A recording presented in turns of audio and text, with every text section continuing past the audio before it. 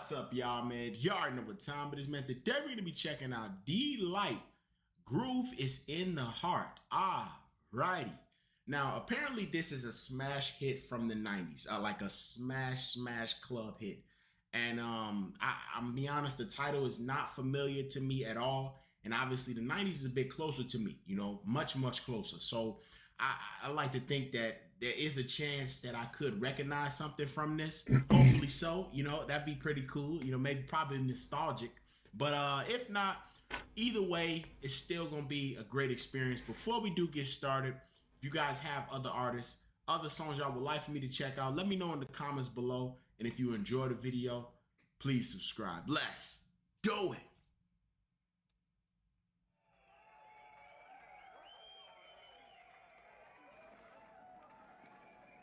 How do you say? De groovy? How do you say? De gorgeous? Ooh la la la la la la la la. How do you say? Delight, delight, delight, delight. We're going to dance. We're going to dance. We're going to dance and have some fun.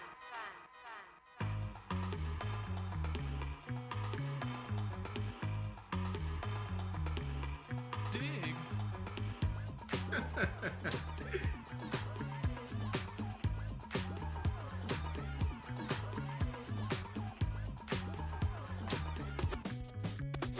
The chills that you spill up my back keep me filled with satisfaction when we're done. Satisfaction of what's to come.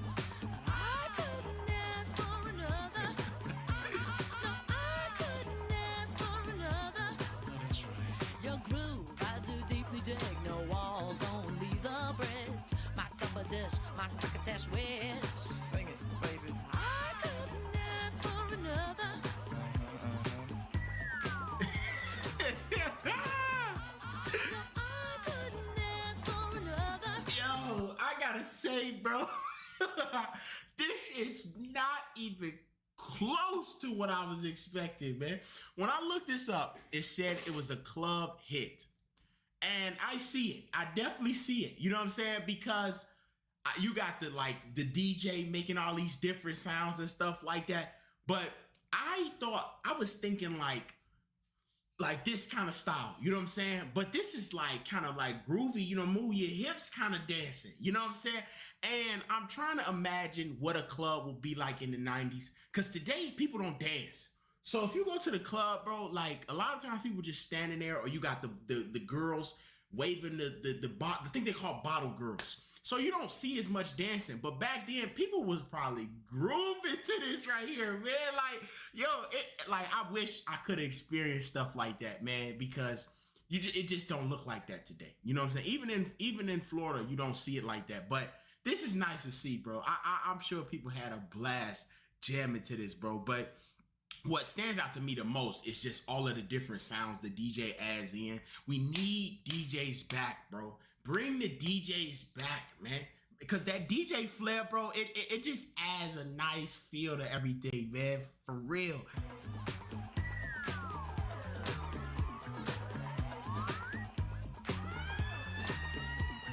Oh, she grooving. Groove is in the heart. Oh, this. Groove is in the heart. Groove is in the heart. Groove is in the heart. Yo, that trumpet.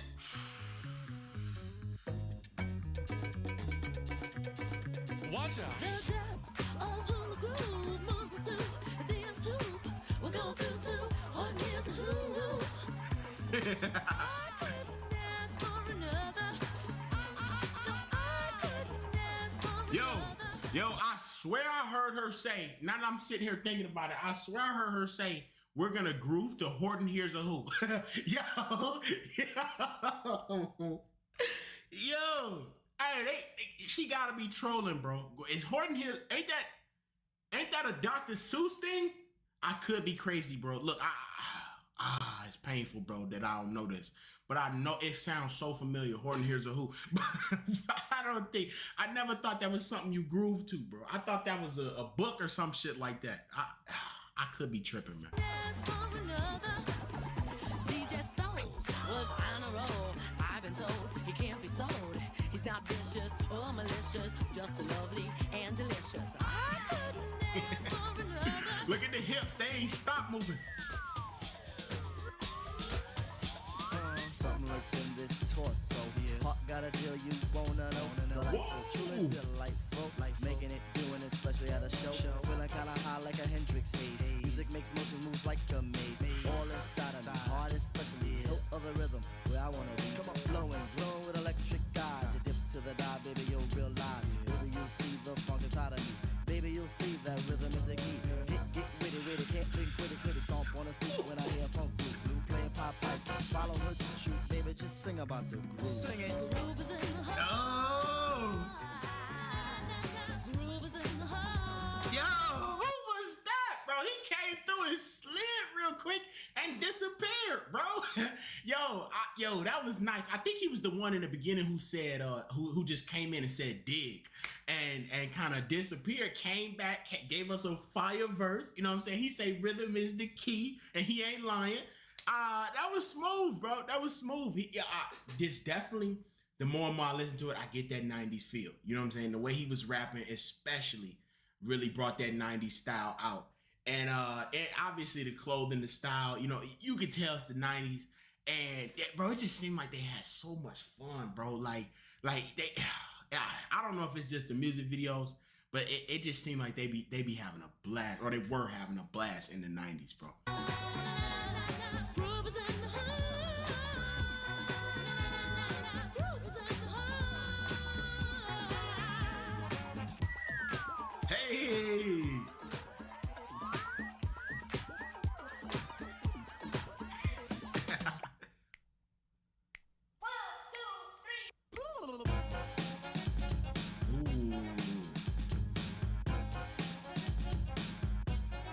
Blow them home the lawn.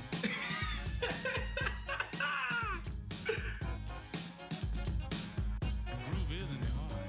Groove is in the heart. Groove is in the heart. Look at him, he going. Groove is in the heart. Groove is in the heart.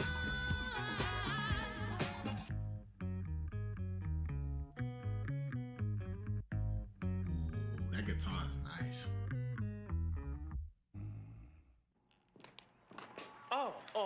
Oh yeah, don't forget, groove is in the heart, and Delight has definitely been known to smoke. On stage, that is. The groovy. Hey, they ain't lying though, bro. The groove is truly in the heart, man. They are not lying. And she said, I forgot, bro. I mean, look, smoking so normal now. Like back then, yeah, like it obviously wasn't legal. So to be raving about it like that, I'm assuming you were probably in a special or particular crowd. You know what I'm saying? But it's just, it's borderline like drinking now. But I enjoyed this one, man. I enjoyed this, bro. You know what I'm saying? Honestly, pretty shocking and surprising. A lot of surprising moments. The whole song is actually like far from what I was thinking it was gonna be like. So it was really nice getting a totally different experience. But I enjoyed this, and I hope you guys enjoyed the video. If you did, please like the video and subscribe. As always, I love y'all. Peace out.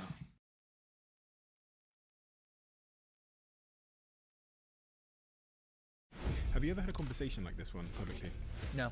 I think it'll be fun. Cole Sprouse.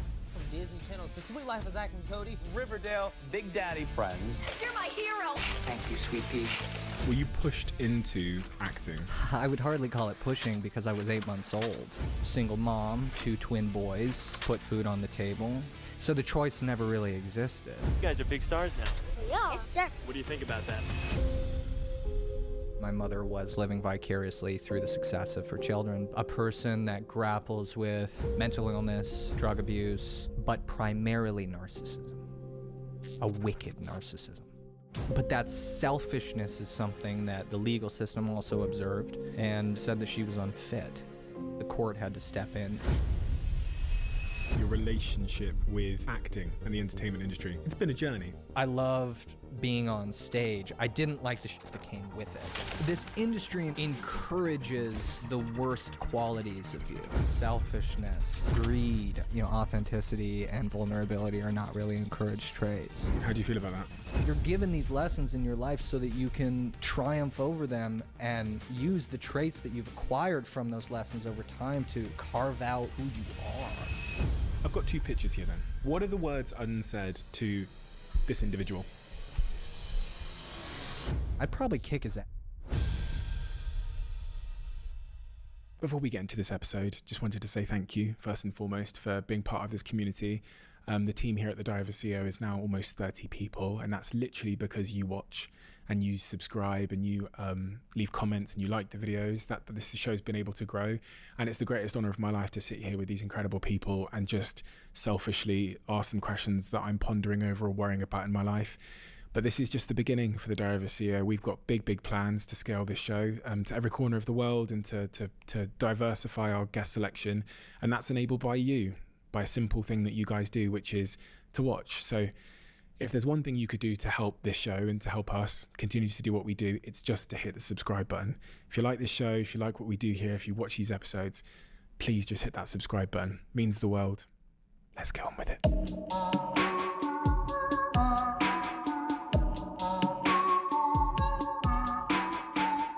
Yes, Steve. Much of what I do here is especially at the start of these conversations, is I'm trying to understand somebody. I get to see the finish line. I get to see their achievements, their behaviors, their personality during my research.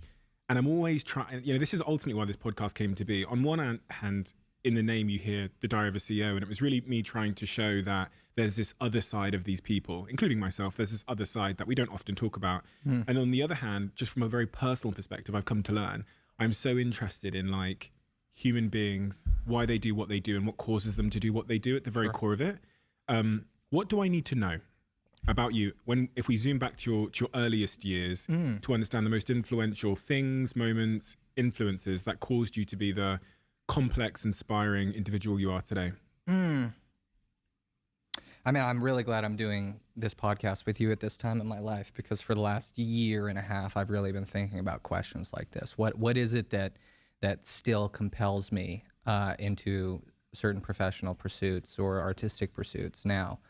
I think when I was younger, it was definitely a financial pressure. There were kind of two kinds of kids, working kids, really. There was the kids that were doing it to put food on the table for mommy and daddy, and then the thespian children, like, Mommy, I want to go into acting.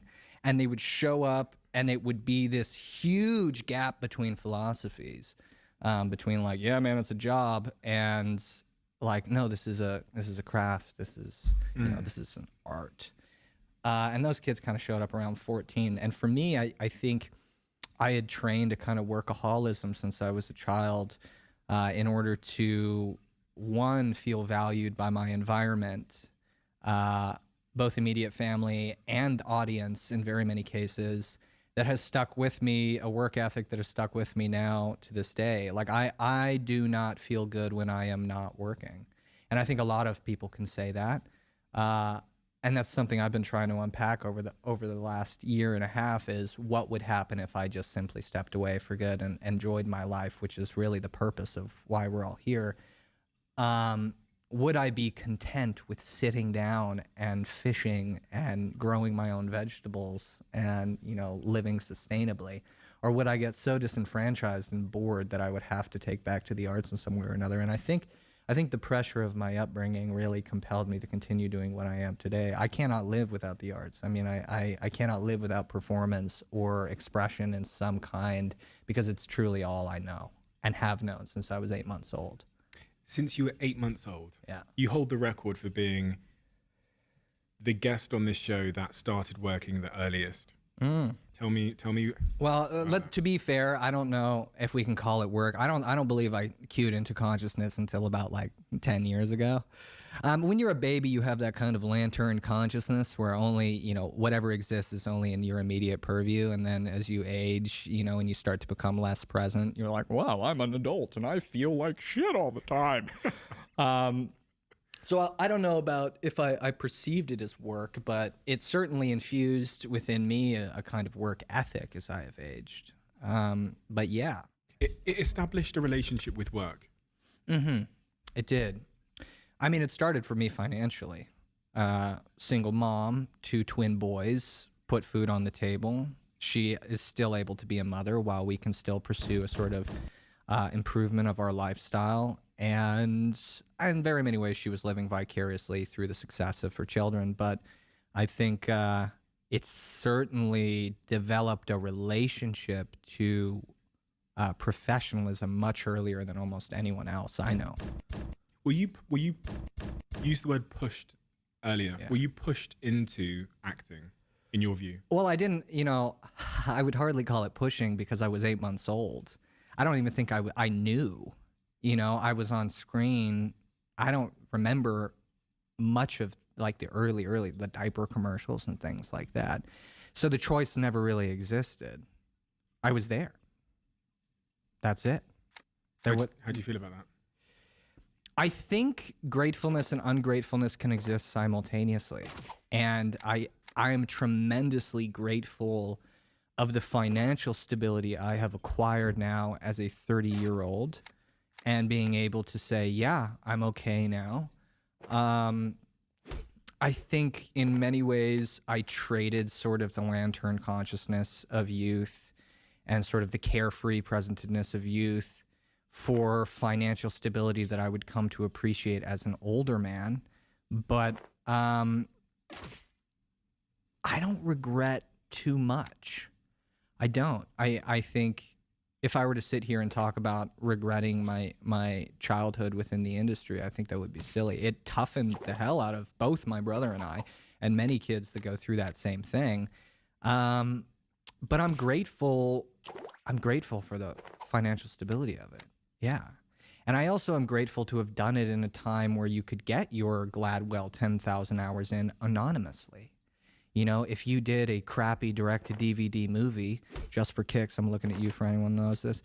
If you did your crappy soccer movie, it would go to the back of Blockbuster and no one would see it. Now, with social media, I mean, there's no way that you can cut your teeth in silence anymore. Everyone sees your portfolio globally, and you're expected to put it on display. I find it, I feel quite afraid for young actors now who have to hone their craft over time, but do it to a global audience. That sucks. You've got a twin brother. Yes. 15 minutes older than you. Yes. As he always likes to. Yes. Help Shove people. it in my face. Your parents, you mentioned single mother. Mm-hmm. As I read through your story, I saw a ton of similarities between the way you described your relationship with your mother and the way that I often describe the relationship still to this day with my mother. Can you tell me about both your mother and your father and the journey you kind of went on? I know at 5 years old, roughly, they divorced. Sure. I don't remember the exact timeline of divorce, but I remember only having one memory of them being together when I was very, very young. And then from that point on, my father was in Switzerland and my mother was in LA. He would eventually move out to LA in order to try and repair the family. But my mother was, still is, the kind of tortured artist type. She struggled with, in very many ways, her place in the world. I think she found a tremendous amount of self-identity through motherhood and tried to turn it into a profitable business at the same time, which for identical twin boys going into acting is sort of economic loophole through labor laws that can be incredibly profitable. So that's what she did. And as I've thought about it, it seemed like to me, it made a lot of financial sense to her to put us into acting. I think it satisfied some sort of narcissism that she probably had in order to be recognized as this sort of artistic success. She was a wonderful painter. So she always wanted sort of artistic legitimacy and validation. but as time went on, I think the entertainment industry just kind of broke her. You know, this industry in very many ways, it encourages the worst qualities of you as a person. Narcissism, selfishness, greed, a lot of these things that we have come to know as practically cardinal sins. It's one of those things that encouraged a kind of selfishness that was directly opposed to the very fundamental idea of motherhood. And as I grew older, in my case, the court had to step in and rend my brother and I towards our father, who's an incredible guy. But that selfishness is something that the legal system also observed and said that she was unfit. And I think as I've aged and I've looked back on a lot of the circumstances of that entire environment, I see a person that grapples with mental illness, drug abuse, but primarily narcissism, a wicked narcissism. The inability to perceive anything outside your own perspective would probably be the biggest sickness I see. And that just doesn't work with being a mother. That just doesn't work with being in a family in general. You know, when it rains on everyone's roofs. That's how it goes. It takes a village, man. And selfishness that is encouraged very much, like I said, from the industry, just doesn't really work. It doesn't really work for being a mother. It's easy to look at that situation objectively and go, okay, just don't speak to them. But this is your mother. Yeah, that's something I've dealt with a lot too. That's my question, which is like, how have you tried to separate the two? There's so many people listening to this right now who have a member of their family that is a toxic influence in whatever way, and they struggle with this idea that it's a big one. Yeah, right. Like, because they're blood, I have to persist with the relationship. I have to tolerate it. Whereas if this was someone who I just met on the street or in school, I would chop off the relationship straight away, right? How have you dealt with the duality of both it being blood but also being unacceptable behavior? Yeah, it's a great question. I don't think you ever fully reconcile it. I think it's the difference between this like kind of immortal, abstract connection to someone, this thing that we call love, this energy, not to sound too California, but this sort of immortal connection between a mother and a child, or a father and a son, or whatever it is. And how do you distinguish that from anyone else who you would immediately cut off? And I think for me, I've recently arrived at the philosophy that almost everything is some sort of lesson that we must take. And I think lessons like this, when it comes to parents, when it comes to people who are supposed to be these sort of immortal, almost godlike figures in your life, especially during your youth, like, that is the greatest lesson for your humanity that you can acquire. The distinction between love and care and abandonment and pain as you grow. I wouldn't call myself a religious man, but I do believe that everyone is put here in your life to have these interactions with you for some kind of reason. And I know that sounds like fatedness, which can be, we'll leave that for another podcast. But I think it's a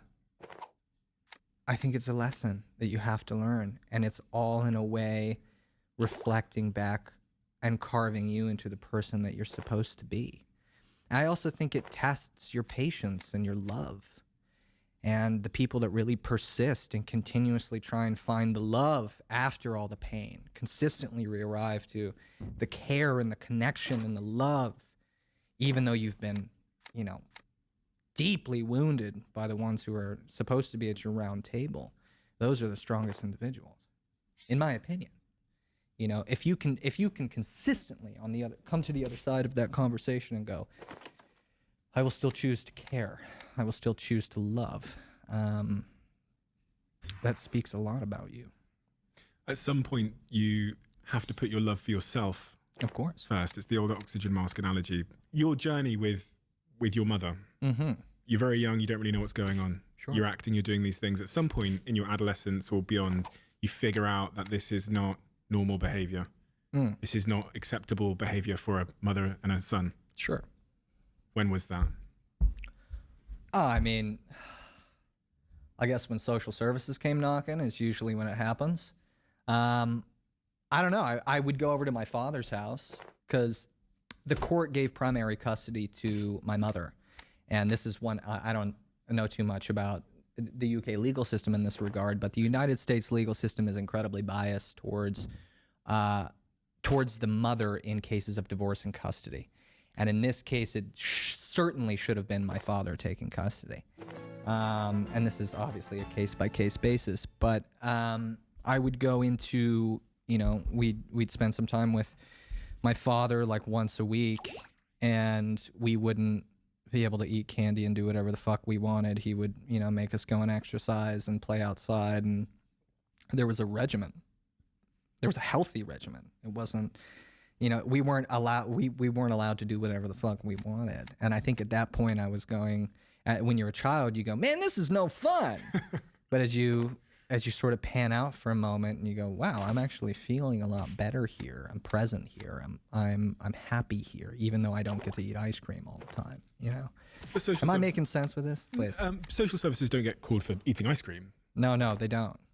And I won't go too much into that because I don't want to make this whole podcast about another young man in LA with mommy issues. Yeah. But I do think that the circumstances of my life are at least my childhood are much like the sort of cliche narrative that you hear a lot about child stars. But I don't talk about it too much because I don't ever want to be perceived as a victim of it. I am not, and have never been, and never will be, a victim of any circumstance that I am in.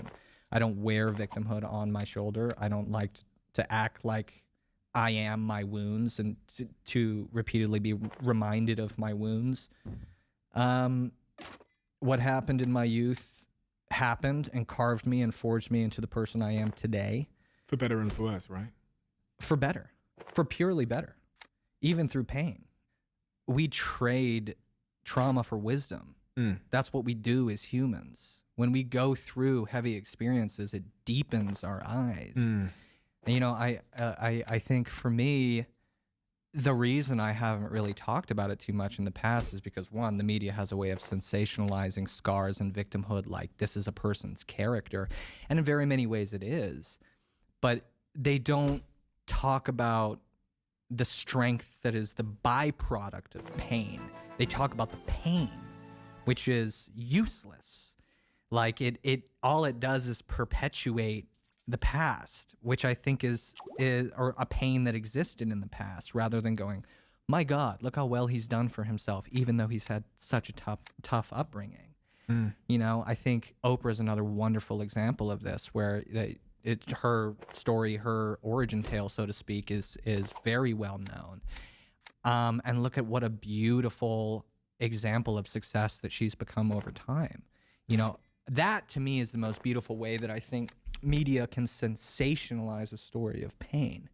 But I find that it's oftentimes not. And I also feel like we're in a climate right now that really encourages people to talk about the victimization of pain more than they do about the triumph over it, the strength that comes as a byproduct of that pain. And so that's mainly why I don't talk about it too much, because I don't want to be that guy. I don't want to be that guy that's like, owie, all the time.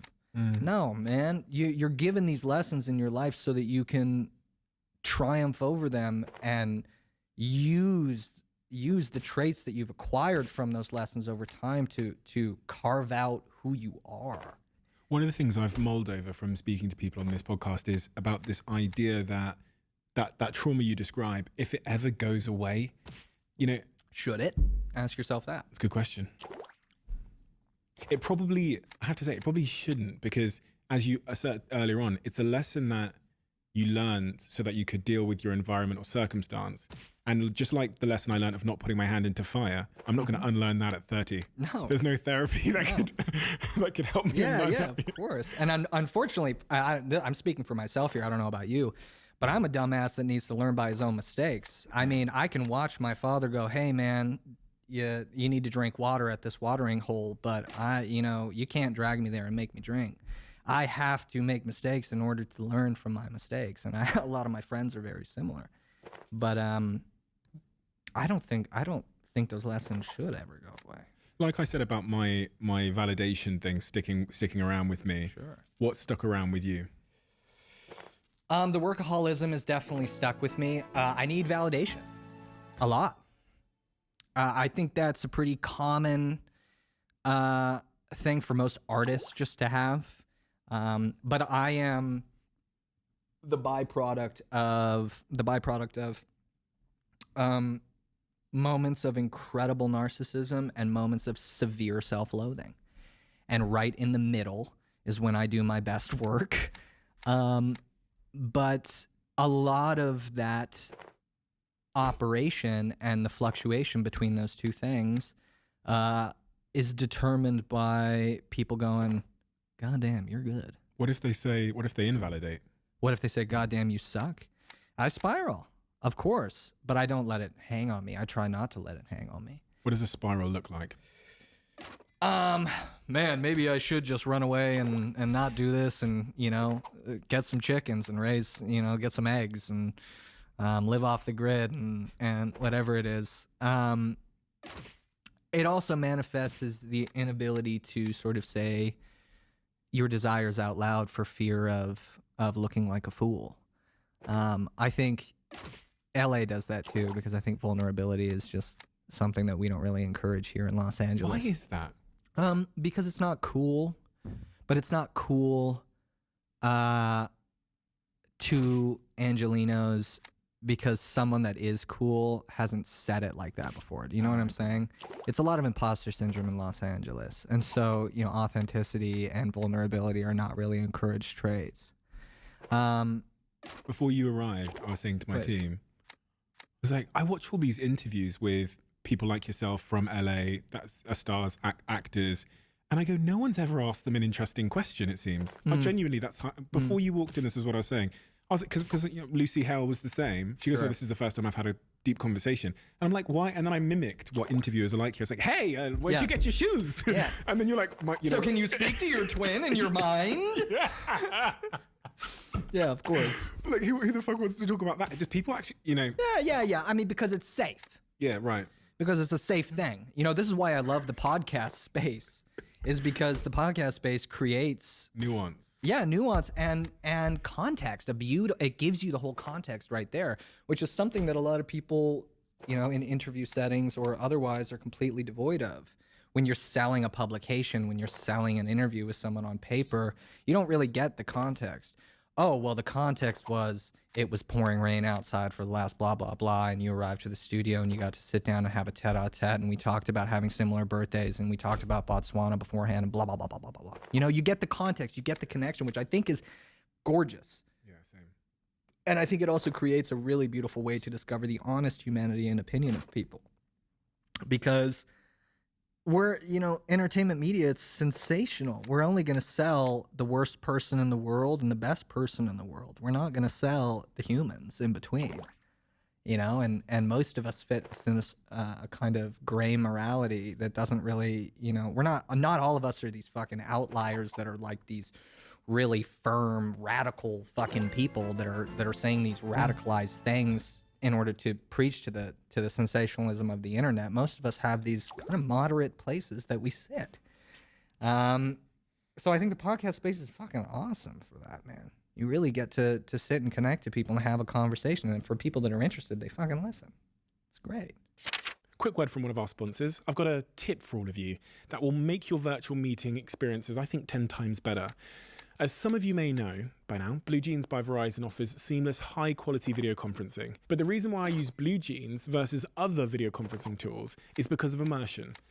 Their tools make you feel more connected to the employees or customers you're trying to engage with. And now they're launching one of their biggest feature enhancements to impact virtual events so far, called Blue Jean Studio. I actually used it the other day. I did a virtual event using the studio, which I think about 700 of you came to. TV level production quality, all done by one person with very little technical experience on a laptop. So if you've got an event coming up and you're thinking about doing it virtually, check out Blue Jean Studio now.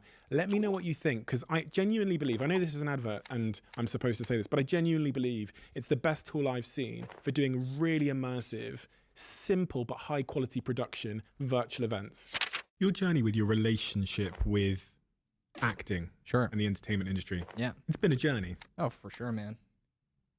Can you give me kind of like a timeline of that journey and how you've felt through the process with your relationship with acting? Absolutely. Started at 8 months old. When you say that, it still baffles my mind. Diaper commercials, things like that. Did commercials. Worked on a sitcom for a bit. Still wasn't really fully conscious. We were still doing the baby acting thing. Did a sitcom called Grace Under Fire, a couple other little TV spots here and there. Identical twins, switching places, blah, blah, blah. Then we booked Big Daddy with Adam Sandler when we were around 6. And that was like the big thing at the time. This point about the use of twins in acting, some people might not understand the context. Okay. You'd like me to explain? Yeah, just to explain for those. Children can only work a certain amount of hours, which is a very strange thing to say out loud. In the button factory, in the coal mines, we can only work for 2 hours a day. No, but we can only work for a certain amount of hours. And so if you have 2 twins that look identical to each other that people can't perceive as anything other than the same character, you double the amount of hours you can work, which is an incredible economic loophole for a lot of young actors. It's like hitting the jackpot as a mother. Yeah, of course. Of course. It was great. Work the system, baby. But the problem is when you start, at least from that philosophy, and you go into an art, you know, we've commodified almost all of the arts that exist. But when you enter into a form of expression in a professionalized or work dynamic, it's hard to see that as a pursuit of passion.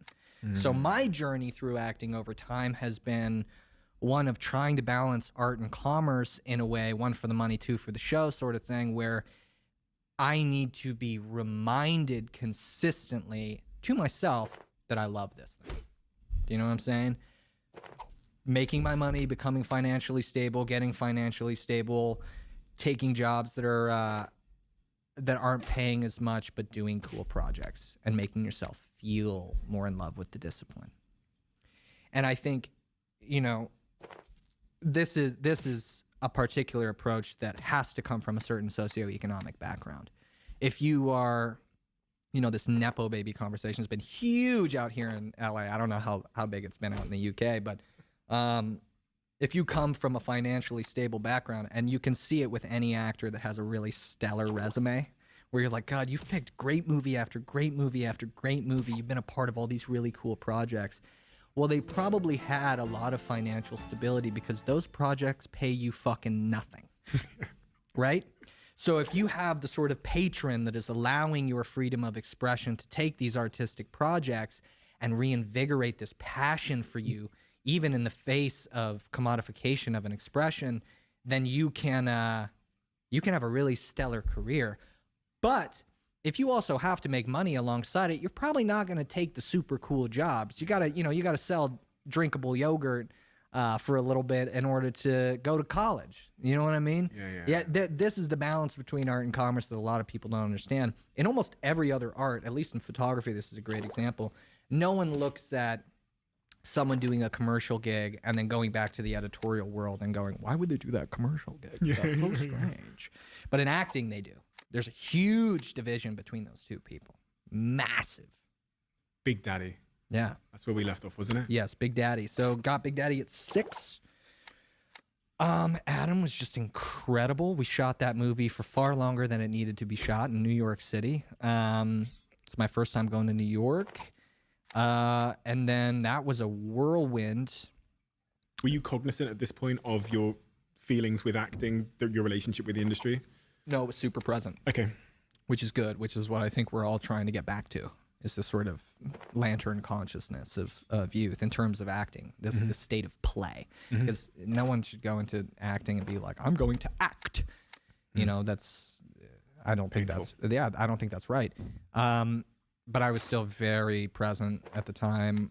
And then Big Daddy came out, and alongside it came this whirlwind of opinion and conversation and fame and all this sort of stuff, which was very polarizing, but would lead me into, I worked on a couple other direct-to-DVD movies at the time for some cash money.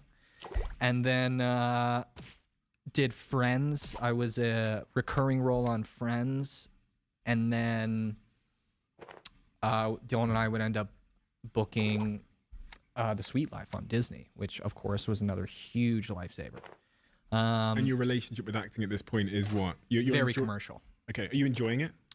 Not really. Because now it had become a thing that was taking me away from playing in the cul-de-sac with the friends. You know what I mean? So I loved school. Like, I loved going to school. I loved playing with my friends and all that sort of thing. So at the time, I couldn't see it as anything other than that. But that's what a child does. And then we did The Sweet Life. And then I actually really did not mind not going to school. So we were homeschooled from The Sweet Life onwards. And then every conversation, because I kept a lot of my super close friends. You're 12 and 15 at this. So we did that from 12 to 18. 12 to 18. Oh, and the Sweet Life on Deck. Yes, would be The Sweet Life on Deck, the spinoff.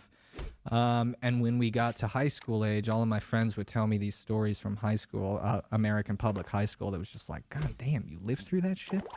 I don't want to be part of that at all. This sounds horrible. And so then I was quite thankful to not be doing that. And then I went to college. You picked up photography around this time? I did, around 18. I actually went to London. And the first time I went to London, I said, I should get myself a camera and document my brother and I's little journey through London. I found a really curious quote that you said about the reason why you chose photography. Sure. Relating to it allowed you to escape your depression. Yeah. Yeah, I think a lot of people have sort of discussed that one quote. I think I had gone through a huge breakup after college, right at the end of college, and I picked my camera up again. And you put a lot of my emotional state into just shooting, hobbyism, which is a real wonderful thing to do when you are feeling sad, is pick up a hobby, dive into hobbyism. And so I pushed myself into a lot of that. And in very many ways, it allowed time to pass more quickly and for me to heal more effectively. Yeah. But I also did it because I wanted to express my vision in very many ways. When you're an actor, you are the byproduct of the writing, the direction, and the editing. And a lot of people assume you have much more creative agency over a project than you do, but I don't find that to be the case when you're a commercial employee actor. You know, when you are working on commercial projects, in very many ways, they're controlling the image of you that people are seeing. And they control the takes, and you're as bound to the project as the writing is good or bad, and the directors are changing week to week, so it's a difficult relationship to expression and self-identity. And I think at the time I was really looking for a way to tell people, hey, this is what I can do if I'm given creative freedom. I think I've achieved that. No, your work is amazing. As I was saying to you, I wasn't just blowing smoke up your ass. I went on your website and I thought, oh, we're moving into a new house, me and my girlfriend. I thought this would be brilliant if we come out the elevator. Well, I'll just send you some. Thank you so much. That's me fishing. I hate anything I do after 2 weeks. So I'll send you some of the newer stuff. Textbook creative. Yeah. When's the moment in your life where you both loved and then the moment where you hated acting the most? I came back to it. Yeah. Post-college. Yeah, I was at a real fork in the road, and I made a promise to someone that I would return to acting, but I never anticipated I would. And I was reminded that I love performance, which is, I love to perform in front of people. And I love the presentedness of a performance, like when you wake up at the end of the take and you go, man, I barely remember what I was even doing right there. I just felt that.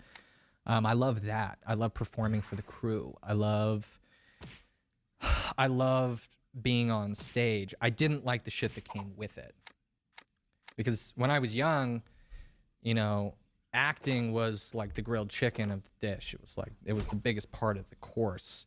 And the side salad was like the red carpet stuff and whatever the fuck it is. And now social media has made it so that the whole thing's just a grilled chicken salad now. I mean, like the salad is almost a bigger part of your success than the active performance. And I think in very many ways, you know, your celebrity profile has become far too intermingled into your work as a professional. And all of us within the industry are recoiling and trying to figure out a way to you know, figure out how to deal with that. I have to be honest, I had a good laugh at your other Instagram account. Camera duels, yeah, that's polarized a lot of people. But I, at the same time, I thought, I read about your sort of social anxiety that came along with the fame.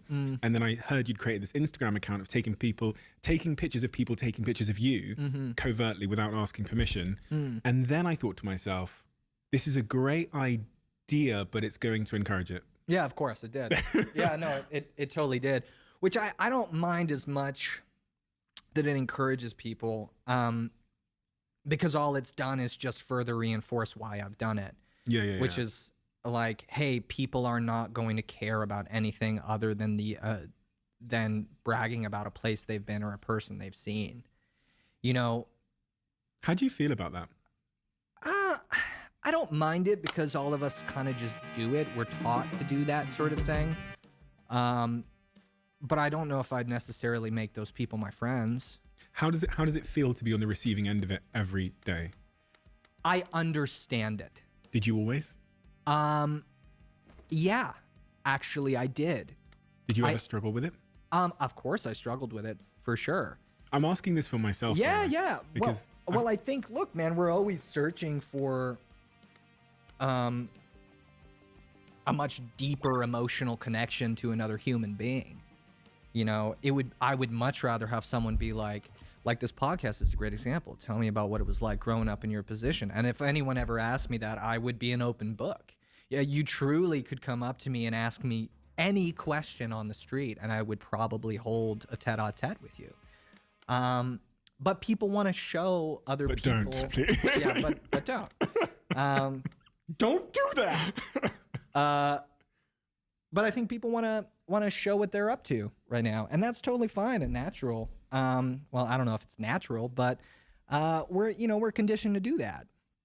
But I think, you know, whether it's, you know, you're doing it ironically or authentically, or you're truly excited, or you admire someone, or you want to just prove to other people, I think most people have to understand that there is probably a greater connection to be made that exists. There's a choice that you make when you're asking for a very surface level, shallow interaction with someone.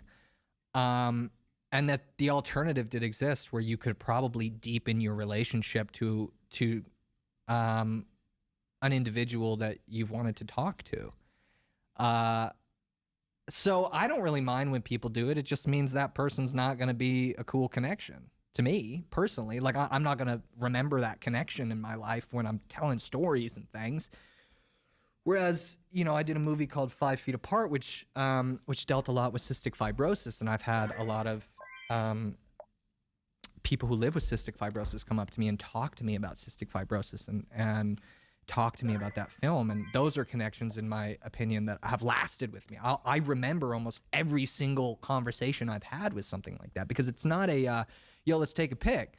It is, hey, man, I want to let you know that I go through this, something that you were trying to portray in this, and you know, it affected me like this, and it's a discussion that enriches both people.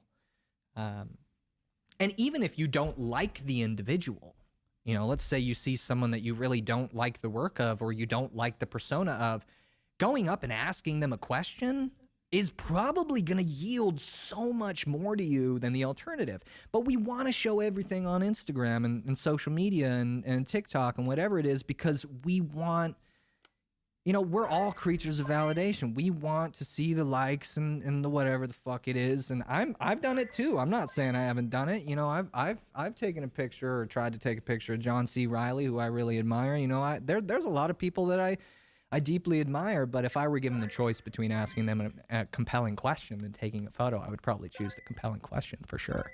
That social anxiety, few will really know what that's like. People without fame will often experience social anxiety for their own reasons as well. But Sure.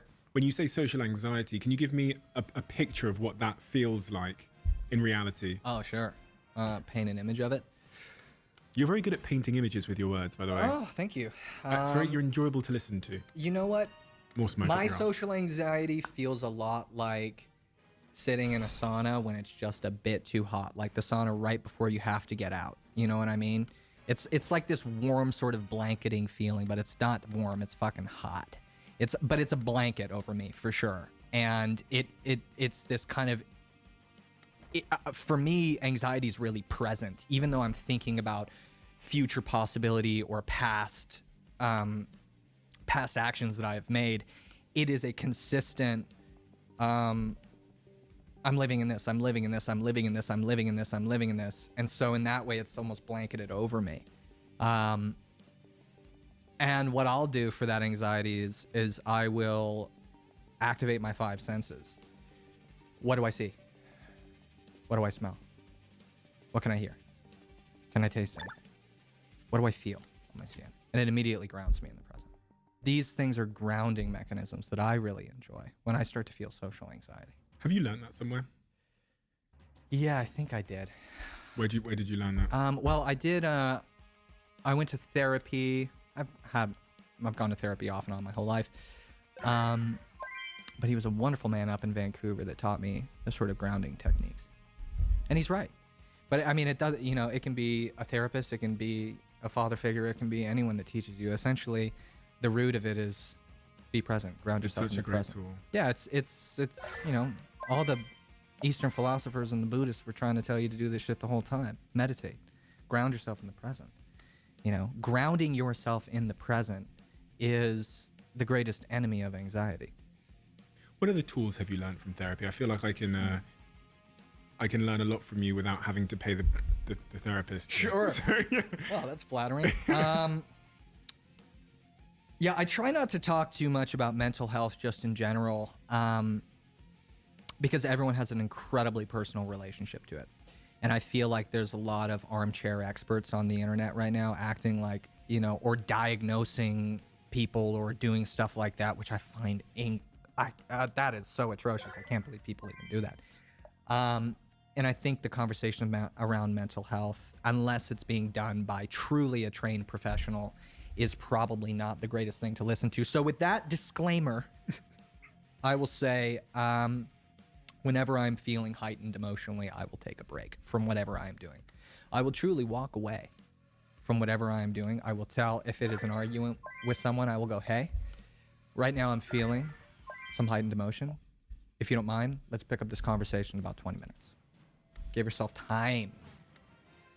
You know, I try to approach everything with a kind of logos that you know, allows me to think more clearly and calmly about what I do, which can be off-putting to some people, because not a lot of people like being met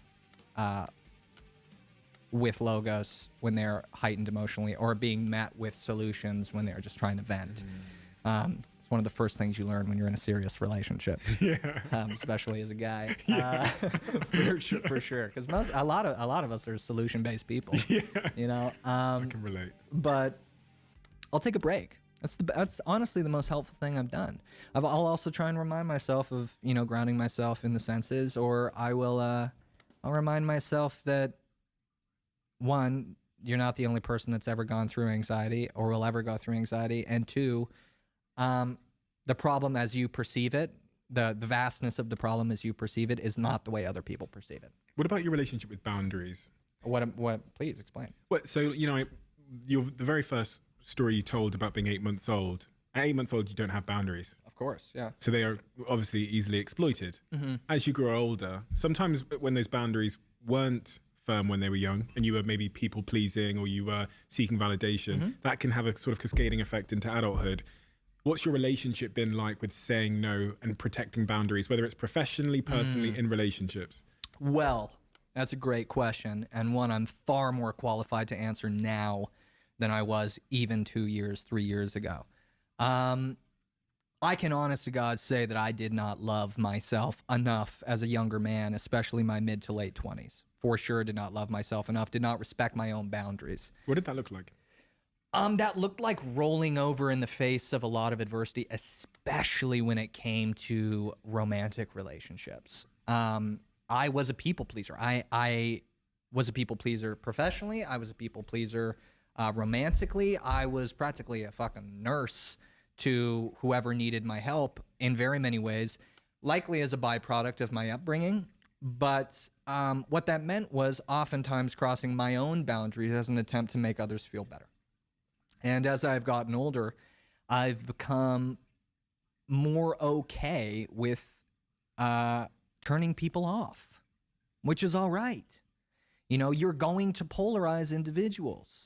You are going to get along with certain people and not get along with other people. That's totally okay. And I think as I've aged, I've tried to remind myself, yeah, that was an awkward interaction. That was a bad interaction with someone, but you're going to have those, man. That's okay. Move on. And as I've loved myself now, and thankfully I'm in a relationship right now with a woman who's so emotionally understanding and just the best. And, you know, it helps when others can be like, yeah, dude, encourage you in the right direction and be like, yeah, it's okay. Like, because I know myself, I will fall back on like, are you all right? Like, is everything okay? Like trying to control a situation through making sure everyone is happy, you know, but it's not a fucking video game. You can't get like the best solution where everyone is okay. Sometimes you're going to really have to polarize some people, and that's all right. My only boundaries, I would say, when it comes to my professional career or otherwise, I really don't like condescension. So like if I feel condescension in any sort of way, if I see other people being condescending to others, if I can sense a kind of pretentiousness or condescension, that's usually something that will either take me to leave the room or confront another person about it and be like, hey, why'd you do that? What is that relationship you described? What has love taught you about yourself? Oh, so much, man. I've had the pleasure of being in love 3 times. The pleasure. I've had, I'd say, 3 big relationships in my life. 3 girlfriends in my life. I mean, my first one when I was like a kid, but that was just kind of puppy love stuff. And then I had one in college. I dated a co-star on Riverdale. And now I'm in love again. And every time it has been pretty distinct. I think maybe the first 2, college and my last girlfriend, were far more similar because of me, because I was still approaching it the same way. And then I did a lot of self-work and I fell in love again, thankfully. And it has taught me a lot. Like I mentioned, I was a people pleaser. I was deathly afraid of being perceived as anything other than perfect for a long time. And so I would roll over quite a bit in order to make sure that as long as they were happy, that's what love is, you know, is this sort of consistent happiness. And I was also actively suppressing my emotions and like not really discussing what I actually felt about a situation because I was afraid of retaliation in very many ways. I was afraid. Where did that come from? Oh, I mean, certainly my youth. Certainly my youth. Your youth? I think growing up and, you know, building an entire life and business model off of the validation of other people certainly made me open to it. But I also think the first relationship I ever had with a female figure, which is the mother figure in everyone's life, was an incredibly tenuous and fractured relationship with a tortured individual, which made me go, I can fix things. Don't worry, I got it, you know. No, you're all good. It's okay. And I brought that in. I brought that in a lot. Were you trying to make her happy? Your mother? Of course. Yeah, I think so. When I was younger, especially, but even now as an adult, you know, even now. Yeah, of course. You don't speak to your mother anymore. I don't. But, she put me on this path, and there was once a woman who was very clear-headed, and who had a beautiful vision of the kind of people my brother and I could be. And in very many ways, I honor the dream she once had, so that if she were lucid enough and came back and saw what I had become, she would go, man, I was right. And in that way, it would validate the entire life of pain and trauma that she has gone through.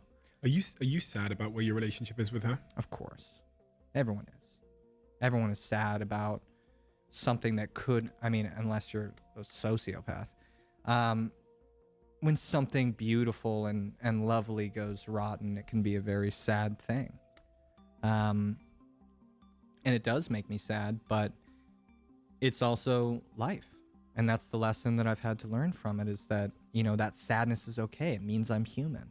It means I loved something outside of myself in a way that was so beautiful and so boundless that it makes me feel one of the strongest and most eternal of human emotions, which is sadness, like real sadness. And that's okay.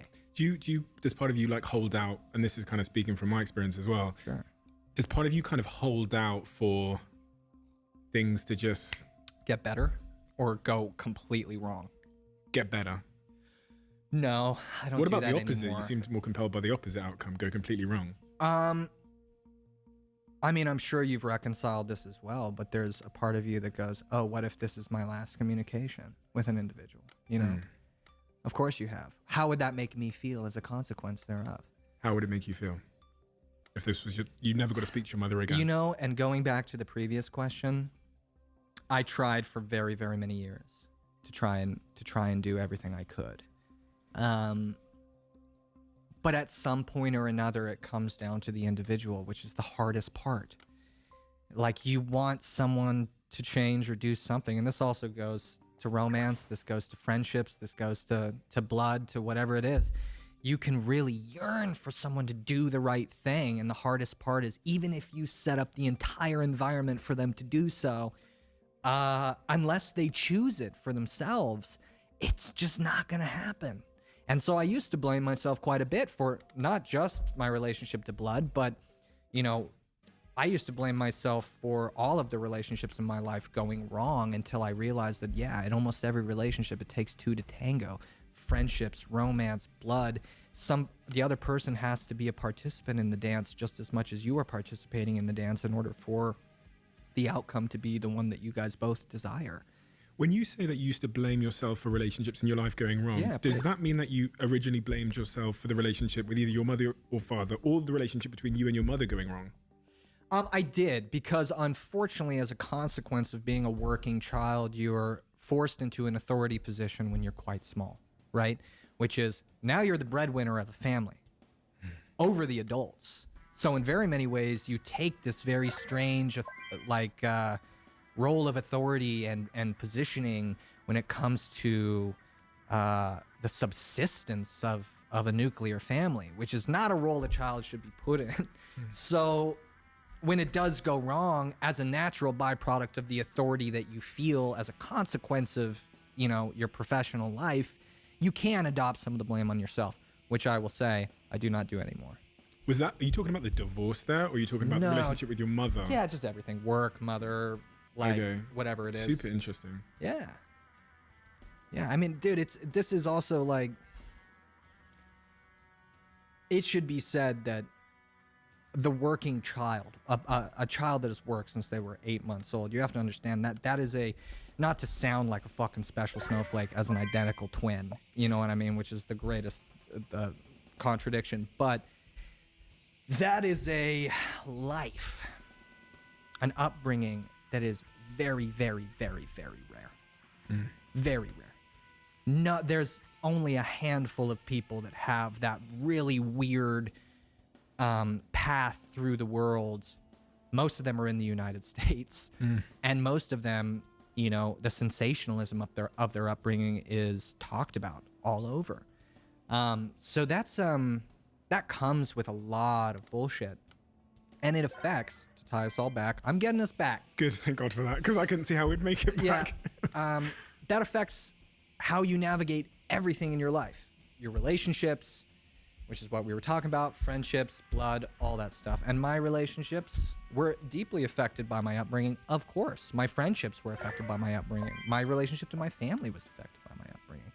But at some point or another, you have to go, yeah, I'm on the right path.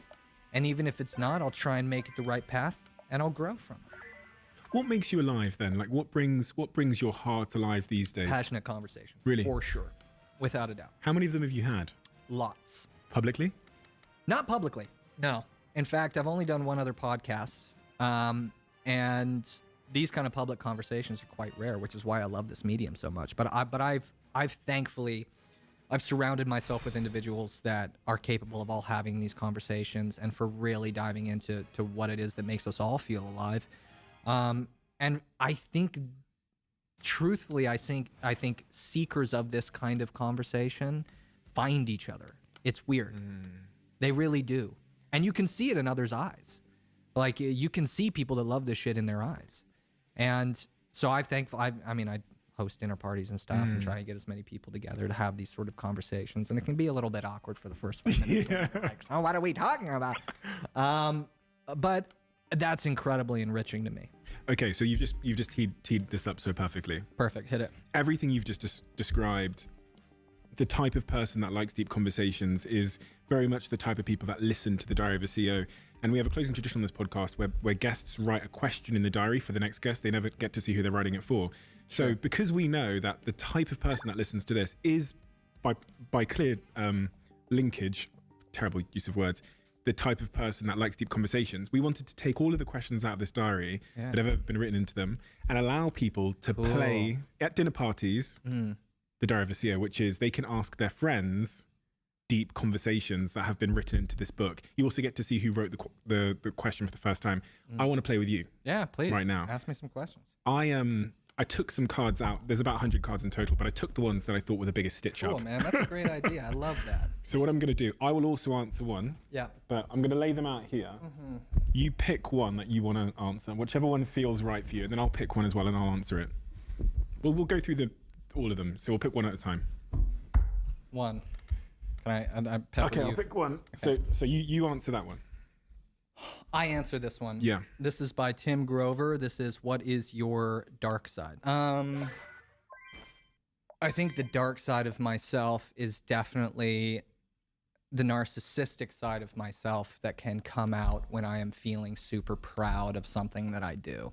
And I will oftentimes try to humble that. It'll get me seeking decadence. It'll get me seeking external stimulation from my environment and yearning for that, which is, you know, what every Stoic philosopher would be like, dude, shut up. And I really relate to that. I think my worst side is the side that is seeking validation from other people, rather than understanding and placing myself in my environment and going, wow, I'm so privileged to have what I have and where I'm at. And I believe that's the life side. Yeah.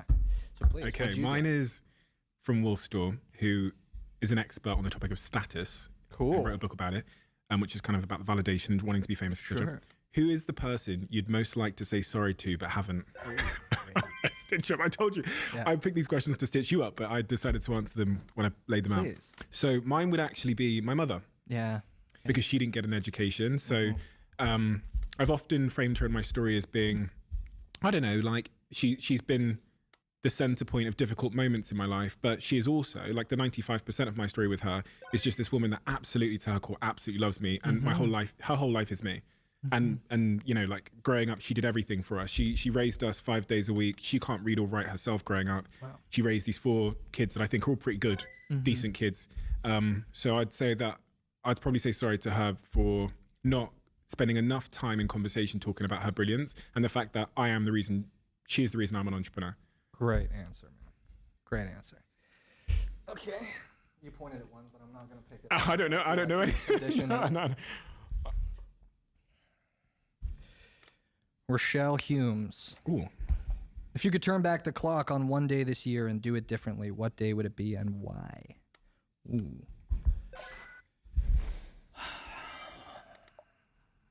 That's difficult.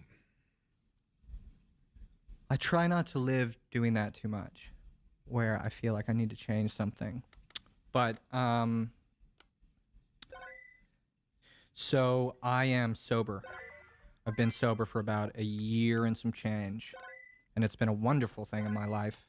But I have thankfully had the self-awareness to apologize to some people in my life in the past in a similar way that the card that you just pulled. And in order to protect another person's feelings, I did not tell them that I was going to be apologizing to an individual. Because I was afraid of the consequences of that face-to-face meeting. I know this is a little confusing. But if I could turn back and do it differently, I would be so transparent about that meeting over coffee to the affected individuals in order to be like, hey, I'm letting you know this is happening. I know that this is blah, blah, blah, but I just want to let you know with full transparency, this is what it is, blah, blah, blah. Got you. But otherwise, I try not to live like that. So I'm clear, you apologized to someone, and there was a repercussion of that apology, which you wish you had kind of foresaw and addressed? Yeah. Okay. Exactly right. Cool. Exactly right. Because sometimes meeting with other people makes others uncomfortable. Like they're, especially as you grow older, some people are like, why'd you meet with that individual? But I think for me, I would have just been super, super transparent about it. I've been like, hey, this is happening, blah, blah, blah, blah, blah. And that's been a consequence of the work I've done as I've cleaned my life up. So I look back on that one day and I go, hey man, the work you did should have told you that you could have been fully transparent with that, even if it made other people uncomfortable. And I probably would have done that different. But otherwise, I really try not to think like that. Because they're lessons, right? Because it's all lessons. Because I made that mistake for a reason, and now I'll never do it again. And the fact that I even said that as an answer means I've already learned my lesson. You'd rather the lesson was in the past? Yeah, of course. Yeah. Of course, and in the future at some point. Yeah. So please, you're right. Okay, here we go. Tell me something about yourself that nobody knows and would be surprised to know about you. Fucking hell. Let's hear shit. About your internet history, bro. Marissa Peer. So I had a guest on this podcast called Steve Peters, who's just this incredible psychiatric therapist, etc., etc. After he left, I contacted him and spoke to him about something. I was dealing with this predicament in my mind and I was bouncing between two outcomes. And it's the first time in my entire life, and I've spoken to so many therapists, that I've ever spoken to a therapist privately to try and resolve something. And I say that because honestly, just for one reason, which is I've spent so long on this podcast talking to therapists, including Marissa Peer, who wrote this question. Marissa Peer. But I've never spoken about the fact that I too have spoken to a therapist about personal challenges that I've faced. And Marissa Peer is just one of the best ever. And so is Professor Steve Peters. Do you feel embarrassed? I think I did. I think I always have. I think it's funny because this is therapy for me. And I lay it all out. The Diary of a CEO started as like my therapy. It was like me writing things in this diary, then sharing them with the world. But despite my guests telling me about the profundity of speaking to someone else, as you have today, as you did in Canada, I believe, I've never done it myself until that moment where I spoke to Steve and said, this is what I'm dealing with. Like, how do I navigate through this? And it's incredible. It's incredible. I think it'll... Because your brain can't think yourself out of the fucking... No, I also think a good therapist is like, your first house. Like it arrives to you precisely when it's supposed to.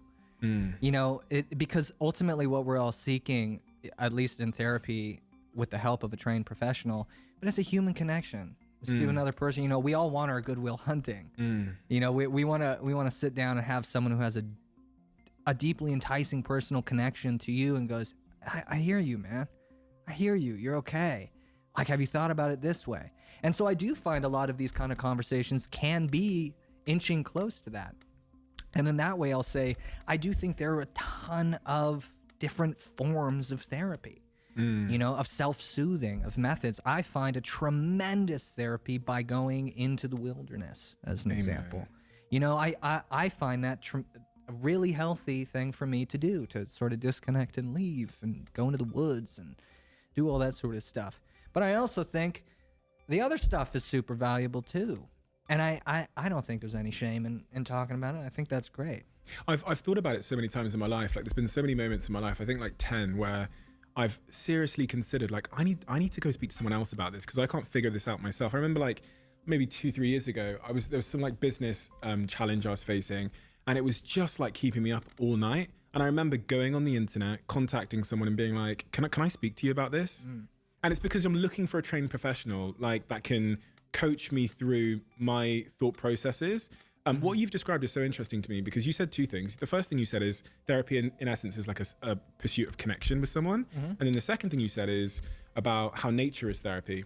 These are all things that humans knew very well in our natural life 10,000 years ago. Oh man, look, I studied archaeology. You don't got to tell me that we become more disenfranchised over time because I know that shit. Isn't that funny that therapy is just being more human?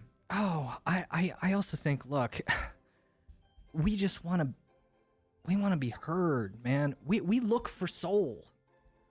We all look for soul in other people. We want to know that soul exists. We want to justify our soul by looking for soul in other people. And when you find people with soul, you want to hang on to people with soul. That's what we do. You know, and I think when you're bearing your soul, especially in a sort of therapy environment, you want someone to pick it up and go, God, I see this thing. Excuse me. Man, yeah, I see it. I did something like this. So, I mean, for me, it took me a while finding a therapist that was willing to be hands-on. I'll be right back. You know, there's this sort of hands-off approach to a lot of, mental health work, just in general. And I can't do that, man. I need someone like, you know, in a sort of similar way to this, is two people sitting down going, God, man, yeah, for sure. If therapy is therefore connection, then the thing that drives us to therapy must be disconnection. A feeling of disconnection. Man. Of course. Well, and that disconnection could be anything. Disconnection from nature, from people, from life, from purpose, whatever. Yeah. It's, you know, you become afraid of your own soul being too disconnected from everything around you, or that you feel so entirely alone or unique that no one else really understands you is a hard thing. So when you go into therapy, as an example, and someone goes, yeah, dude, I hear you.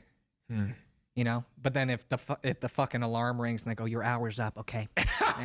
That to me, that's disconnection. That's right? disconnection, because then it feels like a monetary exchange. I'm like, I don't want that. All right. Okay, I'll pick this. Haven't I done two? Oh yeah, that's the other one. Okay. Your next How card. Could You Be More Authentically You by Fern Cotton. Is that pronounced correctly? Yeah, nailed it. Perfect. How could I be more authentically you? I mean, I think stuff more like this. I got to be less afraid of people going, wow, he said what? I just don't care anymore. I'm like, I'm 30. I lived a lot of that anxiety shit in my 20s. And I truly believe that your 20s are meant to be a petri dish for mistake that you're supposed to learn lessons from and go into your 30s and be better at. And I don't know. I think I am practicing authenticity in a way, but I think it's complicated because I don't know if a life in entertainment, people actually seek authenticity, which is something I'm dealing with. And I think for acting, it's also a real dilemma because the more you show an authentic version of yourself, the harder it can be for people to suspend that and see you as a character, which is something I'm sort of sitting down and having a conversation with myself about. But I'm not going to control what other people think, you know, and I think I am practicing authenticity in very many ways. How could I be more authentically me? Standing my ground, set my boundaries, you know, recognizing my own bottom line behaviors before I, you know, stumble into that shit. Have you ever felt the cost of inauthenticity? Of inauthenticity? Yeah. Yeah. What is the cost in your view? The personal toll. Exposure. If you're exposed to be a fraudster, yeah, if you're exposed to be a sort of snake oil salesman, that can be quite embarrassing. Inauthenticity can also get you into a place where you actually don't have the skill set to perform whatever you're trying to perform. But I also think inauthenticity or feelings of inauthenticity are a natural part of courage. You're going to doubt yourself a little bit before you go into anything. And I don't know, I always find my most effective means of surviving anything is just kind of being thrown into the fire and being like, all right, I'm here. What are we doing? Let's go. Here we go. Fucking another stitch up. James Watt. What is the belief that you hold that most people disagree with you on? So many, in fact. Yeah, that's great, man. That's good. The first one I'm going to say is, what's the thing that most people disagree with me on? Trying to decide between, I'm going to say the point about manifestation. I think this is super controversial because anything that centers people on a sense of personal responsibility is typically not well received. Like, people don't love the concept of personal responsibility. Obviously, there's lots of nuance to this, but I would say that when the way that society and culture and Instagram have described the process of manifestation is largely bullshit. And I think that knowing the example I always give is getting in the car and setting the sat nav is of course important, because if I just drove without direction, I'd be lost. But if I don't drive, I'm also just sat in my garage with a sat nav set all day.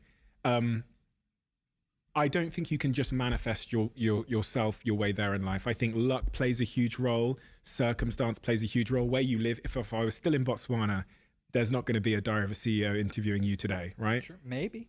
If my mum hadn't met my dad, so there's circumstance, there's luck, there is will, there is hard work, there is trauma, there's conviction, and then there is also an importance to know the direction you're going in. But I think manifestation as an idea is oversold because it makes life easy and comfortable, and it obfuscates us of the responsibility of work and personal responsibility. I think it's absurd to pursue comfort. Absurd in anything you do. I think at some point or another, when your hands are on the wheel in this car with the sat nav, you're gonna have to fucking drive. And if the sat nav goes out, okay, man, you're still behind the wheel driving a fucking vehicle. You know, I think you also have to really strongly believe in yourself. Really strongly believe in yourself. Because there's a lot of things that people love gatekeeping shit. It's crazy. Everyone loves it, especially on the internet. They love gatekeeping. It's like the first thing you're going to interact with when you jump into something new. People are going to go, not that guy. You know, well, weren't you doing this? Or, don't talk about that. Don't do this. People love gatekeeping, which is so funny because the idea that we have to be like these incredibly specialized, needle fine, like kind of people is ridiculous. You know, I try everything, go into it boldly, but you gotta believe in your success and you have to take accountability.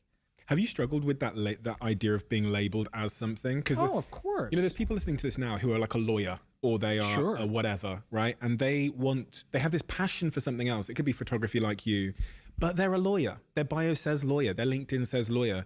And the resistance, the social resistance, but also the psychological resistance of that label is creating keeps them confined in a way that is not fulfilling or conducive with a happier life. So breaking out of those labels, when you're a star from such a young age, you get your label super early. Yeah. Cole, you are an actor. Mm-hmm. In very many ways, a child star is what I'm called quite often. Yeah. Which, okay, but dude, I mean, look, anyone that doesn't think outside of terms of labels, it's just useless to me. I gotta be real. Like, anyone that cannot find a deeper humanity in whatever kind of person they're sitting across at a table is probably a pretty useless person to talk to, in my opinion. I think labels can be difficult and also helpful in very many ways. Let's say you're a lawyer.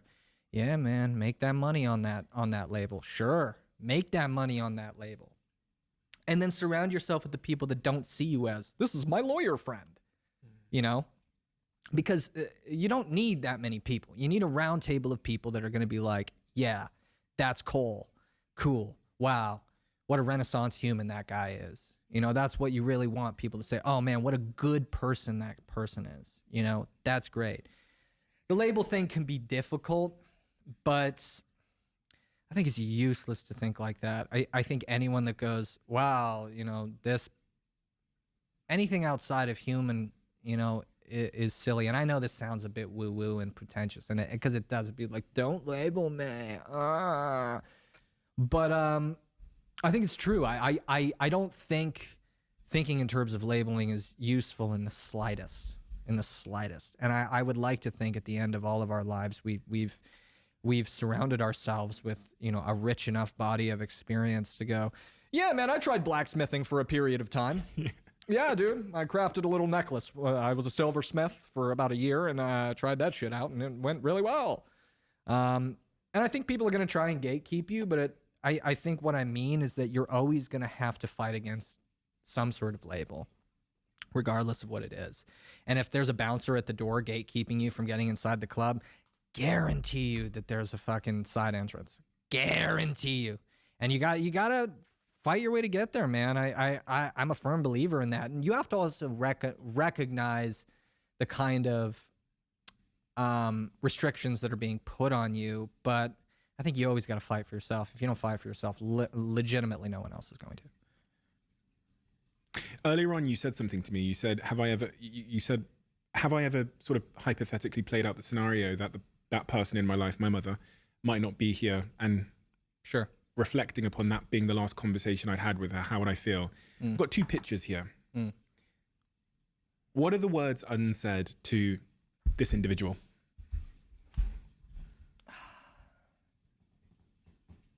That's my father. And that could be my brother or myself. I have no idea. What are the words that are not said to that individual? You were at the exact place that you were supposed to be right when you were supposed to be there. For sure. My father was 27 when he had two identical twin boys. That's big. You know, I'm 30. I can't imagine having two identical twins. Sorry to expose you, Papa. He immediately got a vasectomy right after he found out he was having two twins. I just find that hilarious. That's my favorite story about him. He was in Italy at the time. I'd say, man, what is your hair routine? It's looking great.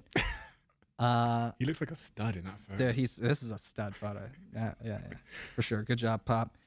You're at the exact place you need to be right when you were supposed to be there, and whatever happens in the following years are all the lessons that you need to take for the future of your life.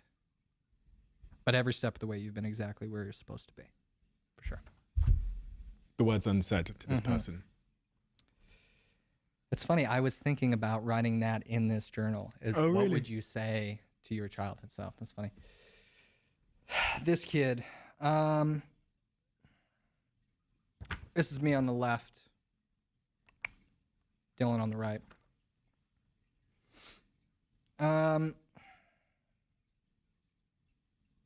I wouldn't want to condition this kid at all. I see a kid that's like so present in this moment. And I've had this dilemma because I have some step siblings. And I find myself wanting to ask them like, hey, you been thinking about college? Hey, like, what are you thinking about in the future? I think I'd probably just talk to this kid about like hippos or platypus or some fun shit, you know, Pokemon, whatever it was. I don't think it's wise to put the future or past tense thinking of an adult onto a child. And I think it's your responsibility as an adult who loves a child to encourage that lantern consciousness and that presentedness for as long as you can. And as far as you can. And anything that takes them away from that presentedness should be the enemy of your life and that child's life. Isn't that what happened to you? Yeah, it is. It is. And that was the perfect lesson I needed to know for my eventual children. What about Dylan? My brother and I have made it this far and have been as okay as we have become because we did not feel lonely we always had each other as a frame of reference to grow up and alongside. And I think I'm incredibly privileged for that. And he is too. We thankfully got to go through everything we went through alongside each other. And I think that's built him into the exact kind of person he's supposed to be, and me as well. And I really am living my life now in a place where I don't look back with regrets or anger or pain or anything like that. So, I don't know. I'd probably kick his ass, honestly, if I'm thinking about it now. I'd probably smile at myself and then beat the hell out of Dylan. And I'd have reach advantage and stuff too. It'd be great. Just throw him by his legs like Bowser. We have a closing tradition on this podcast where the last guest asks a question for the next guest. Please. The question that's been left for you. You have one last piece of work to do. What is that piece of work and why? If I had children, make sure that they were okay. Try and ensure that whatever I could do as my last action would create more easiness for them. Because life is going to roll over you regardless, regardless of how easy you've had it. I would try to have one last thing said or done that helped them in the future. You went straight to children? Yeah. And if I was a grandfather, I would take all of my cash and convert it into some sort of gold doubloon. And I would bury that shit. I'm not telling you where. But I would send them on the greatest treasure hunt ever. I mean, really give them one thing that they said, God, Grandpa was insane. But what a story he gave us, Goonies style. I want to be the guy that like sends his grandkids. I'm like, oh, Grandpa Cole was just insane, man. But man, he was a wacky guy. We found the treasure. I wouldn't make it too hard, but I'd want them to go someplace. Sounds like a great movie's plot. Yeah, maybe. Maybe they'll write it. Who knows? Grandfather Cole. Work is interesting. That's a really interesting question because I hope I'm not working. Really? I hope I don't see it as work. Okay. You don't see photography as work? No. I don't see the stuff I feel really passionate about as work either. Have you ever had a conversation like this one publicly? No. I think it'll be fun. Cole, thank you. Yeah. A huge honor. Yeah, please. And tremendously valuable for me, more than I could probably tell you. But meeting people like you that have gone through unique life experiences and are able to look back introspectively and sort of historically and depict that in such a self-aware, honest, vulnerable way is the very reason I started doing this and the very reason I continue to do it. So I thank you because it's I feel like you've, I feel like I owe you something for being, and this is how I always feel, for all of the lessons I now, for the rest of my life, get to go on with from your journey. And as a fan of yours now, both your art and your photography, I guess are the same thing, but sure. Just for semantics, I'm going to continue to follow you with a renewed perspective on your humility, your talent, and your humanity. Well, thank you. And by the way, every conversation like this, we trade just as much. For anyone that's empathetic, which you seem to be, you trade just as much. This is the beauty. You and I were both August 1992 from very different backgrounds, and yet we can still sit around a round table and go, man, I know the feelings of what you've gone through, even though you and I are very different people. Yeah. And I think that's the beauty of it. That's the beauty of that connection I've been talking about. I think empathy is the currency of all this stuff. And you've asked some really wonderful questions, and I'm glad that I was able to answer in a way that hopefully brought out something. But thank you again. Thank you for having me. That was really wonderful. Thank you. I've now been a Huel drinker for about 4 years, roughly.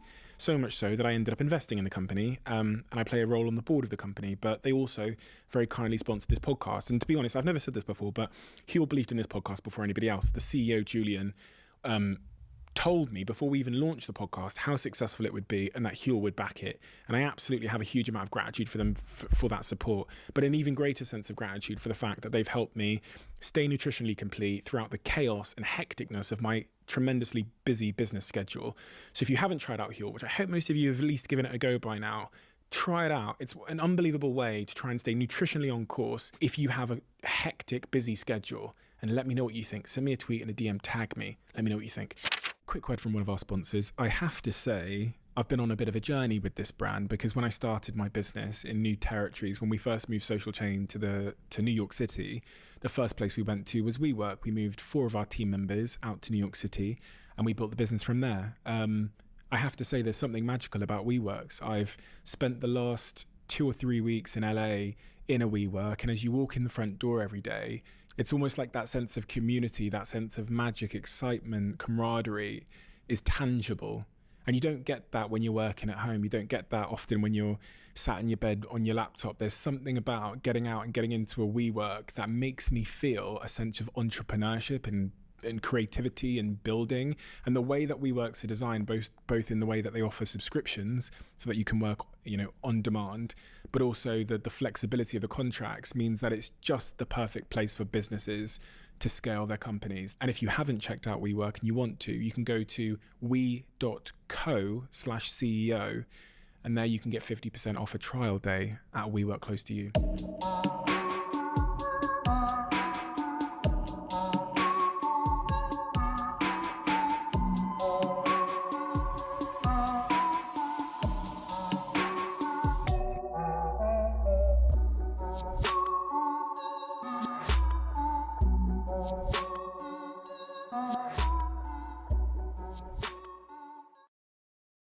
Okay, so there's some new Jailhouse calls that came out with Jamie where, she literally is on camera talking, laughing, flirting. I'm telling you that ahead of time so that we're kind of on the same page, okay? But she decided to plead guilty. Now, I want to see her sentencing, which Court TV calls this, quote, deeply ashamed Jamie Komorowski speaks at sentencing. And if you need a little reminder of what happened here, Jamie Komorowski was out with her friends, drinking, day drinking, bar hopping all over the place. And she'd go to a bar, get drunk, and get behind the wheel. Go to a bar, get drunk, and then get behind the wheel. And the last time that she got behind the wheel, she hit somebody. She hit a golf cart. And that golf cart had 2 newlyweds. That's right, they had just left their wedding. She crashed into them, killing the bride almost instantly on her wedding night, while her new spouse was left to go from such an extreme high of the night of their wedding night to losing his future partner. And after that, Jamie didn't understand what the big deal was. It was a mistake. I don't know why everybody's so upset. Her lack of accountability was astounding to watch. It was absolutely astounding. So I'm curious here, what has changed? Other than her attorney clearly telling her it's a better idea to plead guilty. My name is Jamie Komorowski, and on the night of April 28, 2023, I chose to drink and drive, which resulted in the death of Samantha Miller and the serious injuries of Eric Hutchinson and injuries to family members Benjamin and Brogan. I have to say, I have no idea what she's gonna say next, but she has never, ever even acknowledged. She literally said in one of her calls with her dad, I don't know why this is happening to me. So I don't know what she's about to say, but to at least start off by acknowledging, saying, I chose to drink and drive, I caused the serious injuries, and I caused the death of, it's something that it's not enough, but it is something that we have never heard from Jamie Komorowski. So somebody got through to her a little bit, or maybe it's just for the sake of a lower sentencing. This is the worst decision I have ever made in my life, and it has affected the lives of so many. First and foremost, I want to address all the victims of the accident I caused and say how truly and deeply sorry I am.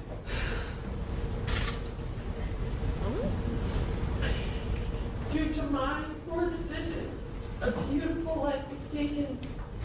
A wife, sister, daughter, and friend of many is no longer with us.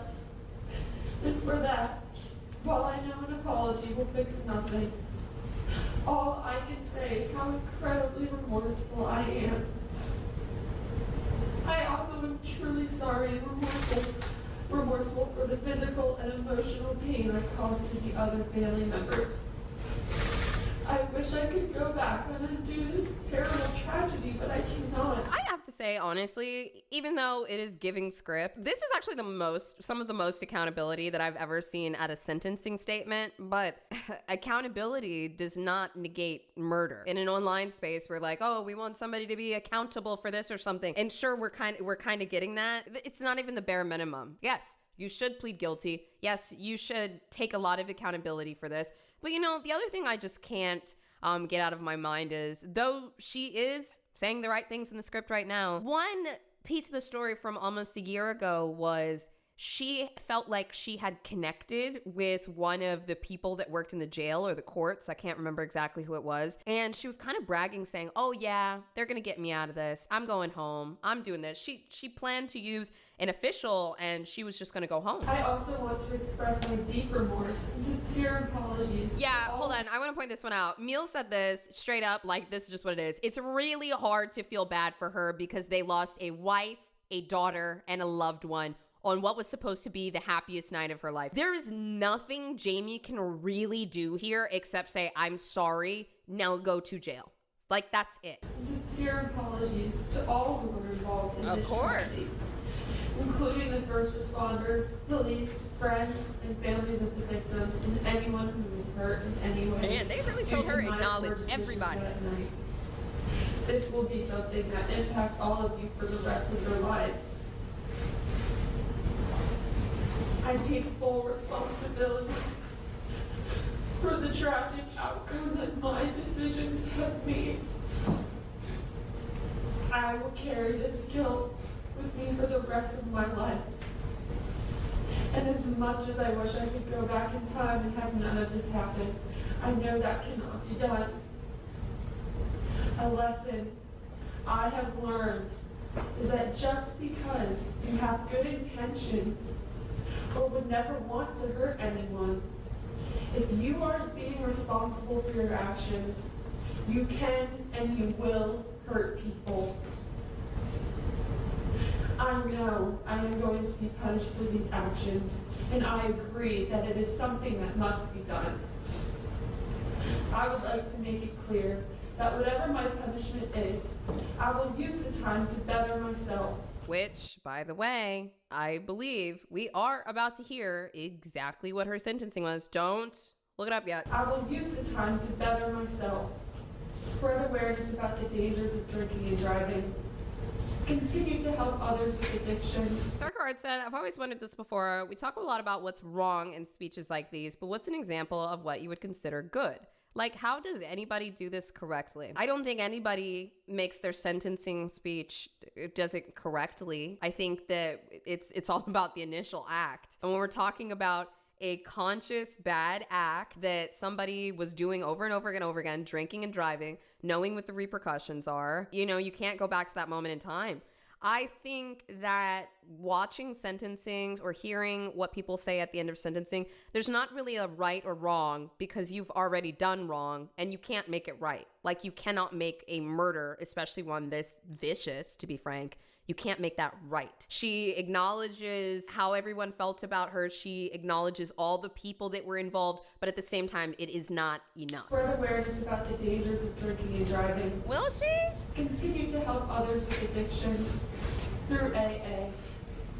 I work every day to improve myself, to give maximum service to the community and my fellows. Everything she just said might be total bullshit. But what if Jamie Komorowski really did dedicate herself to, you know, speaking out against, like, drunk driving? Like, you know what? Shit, I don't know. Actually, no, there's nothing you can do. I'm like, just thinking about this. There's nothing you can do.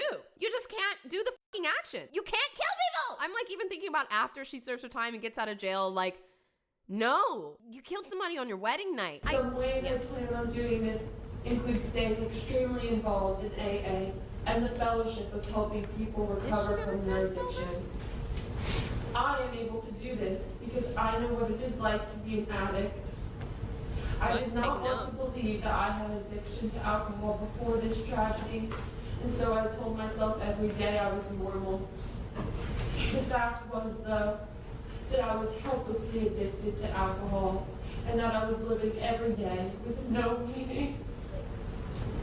This led to me not caring about how my actions would affect others. I plan on going back to school to get a master's degree in animal-assisted therapy. Okay. This is a lot of talk. Sure, that would be nice if Jamie Komorowski stays sober, is extremely involved with AA, works for charities, spreads awareness, and gets a degree helping animals. But, like, honestly, this is a lot of talk. This is a lot of talk to the point that it starts to sound a little disingenuous. But we started off strong. This degree will allow me to follow out my dreams of being able to help people recover from PTSD, anxiety, depression, addiction, and more through the use of rescue animals. Lastly, I want to share my story with as many people possible in order to try and prevent tragedies like this from happening to other families. I want to emphasize the importance of warnings of drinking and driving to college students as well as young adults who haven't heard the message since high school. She doesn't want to go in for long. She wants to get out real bad. But as she's saying all this stuff, I'm wondering how many years are they going to give her? Here's the thing. With the way she's talking right now with the sentencing, I could see a lot of judges choosing to give her, 5 years, 8 years or something. But the family is fighting right now. The family is fighting for justice for her. I think it would be impossible to look at their faces in the courtroom and give Jamie Komorowski 8 years just because she said that she would help animals. It is vital. Nicole said, I'd be content with 30. Yeah. Don't stop after the age of 18. I feel we all need to be reminded, no matter what our age is, so that the reality that this can happen, if not careful, stays fresh in people's minds. I have never been in trouble before. It doesn't matter. But This is really bad. One isolated decision of mine devastated so many lives. All of this work I plan on doing will be dedicated to Samantha and her family. Unfortunately, it took this incredible tragedy and terrible incident to wake me up to the extent of my addiction. I hope to help people wake up and rehabilitate before it's too late.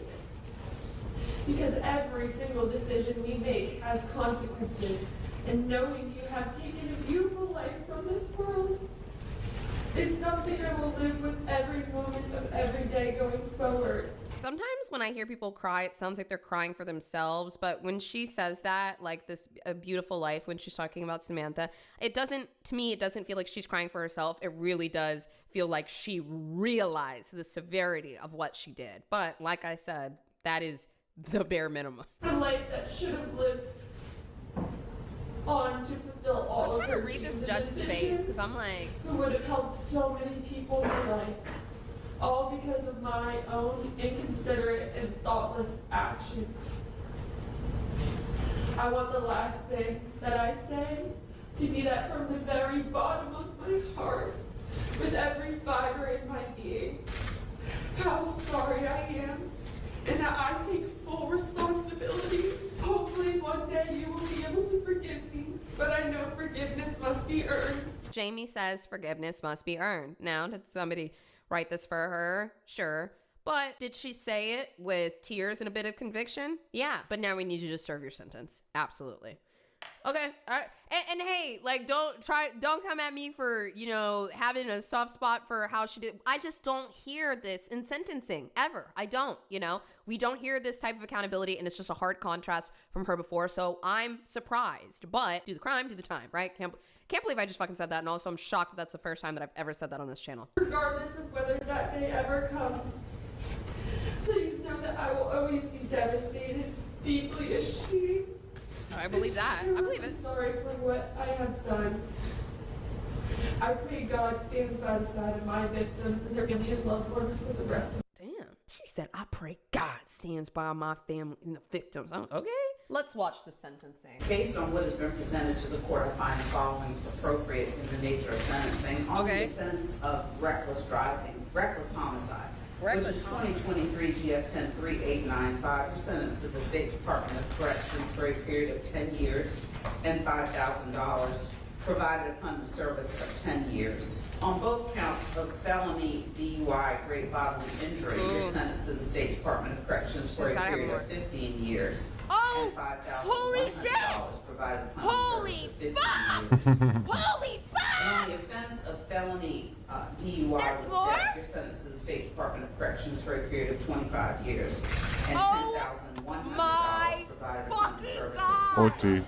Yes, yeah, sorry, yes. Was anybody else nervous that she was gonna like go easy on her and give her like 8 years or something like that? Dude, it happens all the fucking time, okay? All the time. This lady was like, I'm seeing through the bullshit. Let's go. Oh yeah, she's looking devastated. Yeah, she really pulled some Jodi Arias shit there in the sentencing speech. Y'all remember in Jodi's sentencing? She said, I will braid people's hair and I will run for president at the jail. And if you don't kill me, I'll do this and animals, and I'll draw people pictures. They have a good afternoon. Justice, sir. And we'll leave the clearance of the courtroom to security, so I would ask that everyone stay in place. Jamie, you gotta go. And allow Major Bernstead and those who are assisting him. Ma'am, you may want to leave any valuables you have. And you know what? As it stands right now, she's somewhere in her 20s. She will get out when she's in her 40s. Or maybe with some good behavior, really, really good behavior, they might let her out a couple years early. She did something that she knows that she's not supposed to do, which is illegal and can kill people. And then she killed somebody, and now she still might get to live her life in her 40s, 50s, 60s, 70s, 80s, okay? Like, this is not a death sentence. It's justice. I don't know if you guys realize 25 years here is pretty damn good. Some of y'all were talking about y'all said, give her life. I knew we weren't gonna get life. I get it though, but that's a good judge.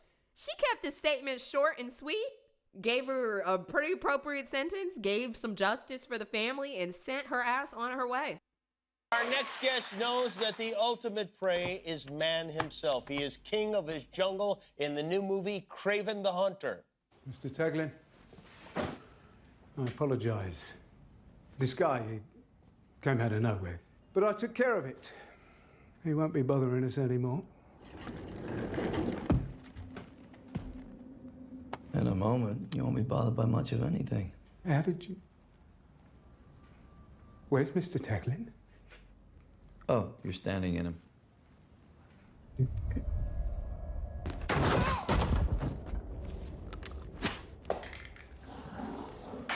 Kraven the Hunter opens in theaters Friday. Please welcome Aaron Taylor Johnson.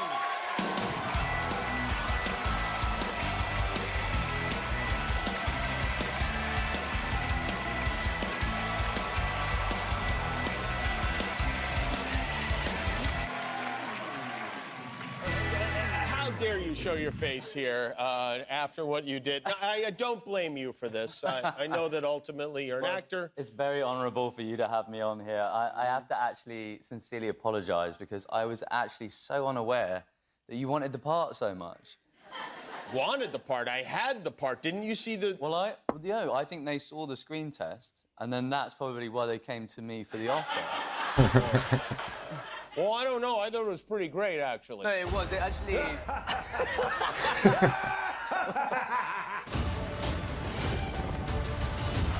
I'm sorry, what was your name again? They call me Kraven.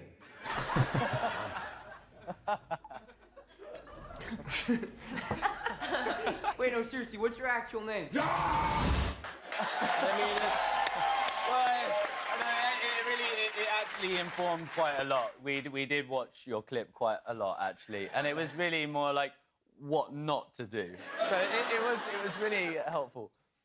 And actually, the Russian was the main thing for me. The Russian? The Russian accent. Yes, yeah, of course. Because I thought, Jimmy's really gone there for this role. That's right. And you know, when you get a chance to see other actors do their thing, you're like, okay, how do I one-up this So I decided to actually speak Russian. To speak Yeah, Russian. so I actually speak Russian in the movie. And what about this accent? Is this real, or are we... This one, I'm in between thinking about, you know... Yeah, well, I was we can talk like that if you like, Jimmy. I was disappointed, but I'm happy for you. I really am happy for you. See, now, one thing is, though, I feel like you have too many abs. Like, I have the one... One too many. I have the one ab. And you have, like, a whole bunch of them. Well... I'm not... Wait, 1, 2, 3, 4, 5. There might be like 11 of them. So you, I would imagine you trained for this. No, I just wake up looking at that. It was 6 months of training and a lot of, you know, dietary plans. I had a great trainer. What is that? It was like all what?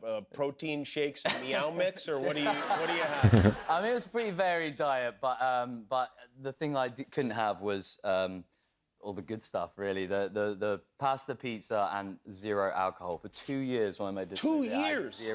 I had not a drop of alcohol when I made this. Yeah. 2 years. So then, what happens when it's done? Oh. Well, then, you know, that was the first thing I ate was a pizza. I had a whole pizza and like we went to a pub and had a beautiful like draft pulled beer with a great big thick head on it. It was like ice cold and it was the best thing I ever tasted. You still think about it? And about 10 minutes later, I felt like I was like a balloon. Oh yeah, right. My stomach just probably went, what the? When you don't have that for a long time, it comes back and attacks you. Take that 2 years off of something like that, yeah. Russell Crowe plays your father. He's not a great dad in the movie. He has a Russian accent.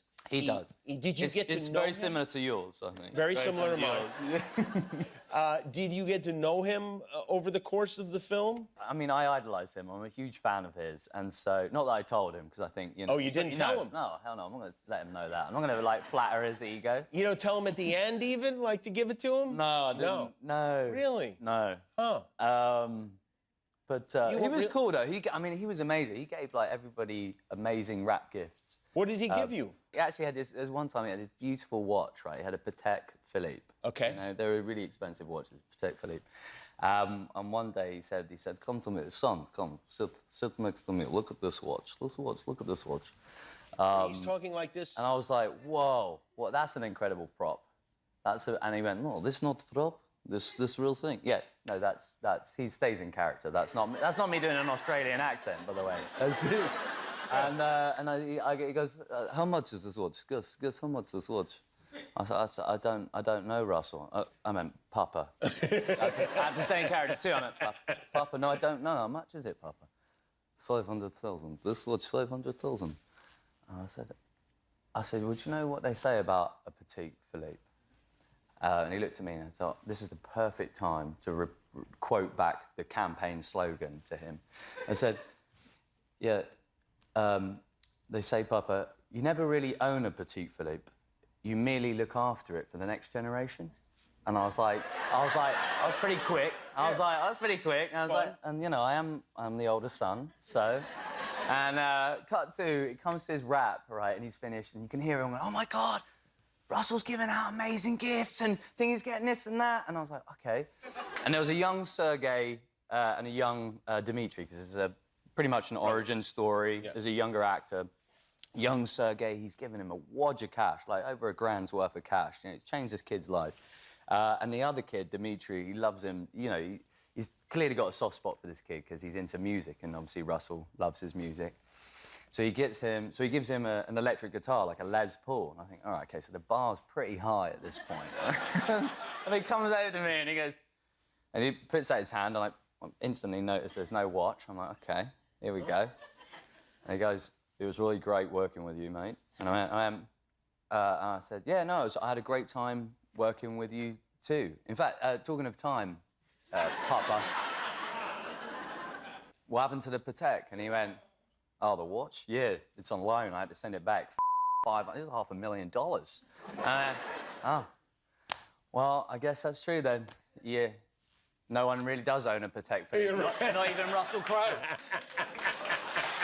And then nothing, huh? Nothing. Just a handshake. But no, he's a really good dude, and he's fantastic in the movie. I wish I had some stuff for you. You know, I can get you a Smartless dash candle. I'll take that's more than Russell Crowe gave me, so I'll take it. Craven the Hunter opens in theaters on Friday. Aaron Taylor Johnson, everybody. Thank you, Aaron. We'll be right back with 50 Cent.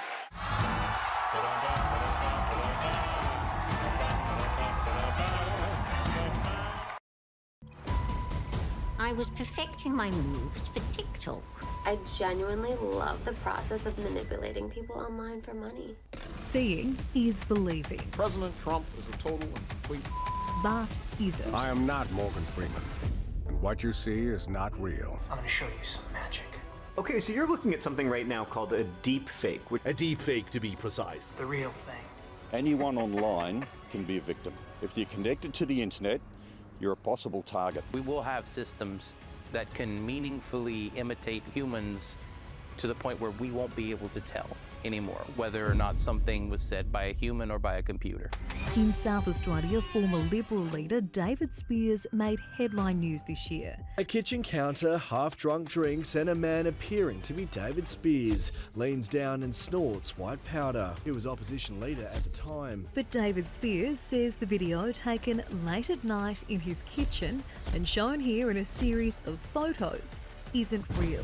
He claims the footage is a deep fake. I asked him very clearly, do you think this footage is fake? He said yes. We may never know if this scene is real or not, but the political storm it caused made many of us ask exactly what is a deep fake. If it's real, he needs some help. If it's a fake, who would do such a thing? Hi folks, I am here with a very special message. Deep fakes where a video or a photo of a person is digitally altered. Make Britain great again.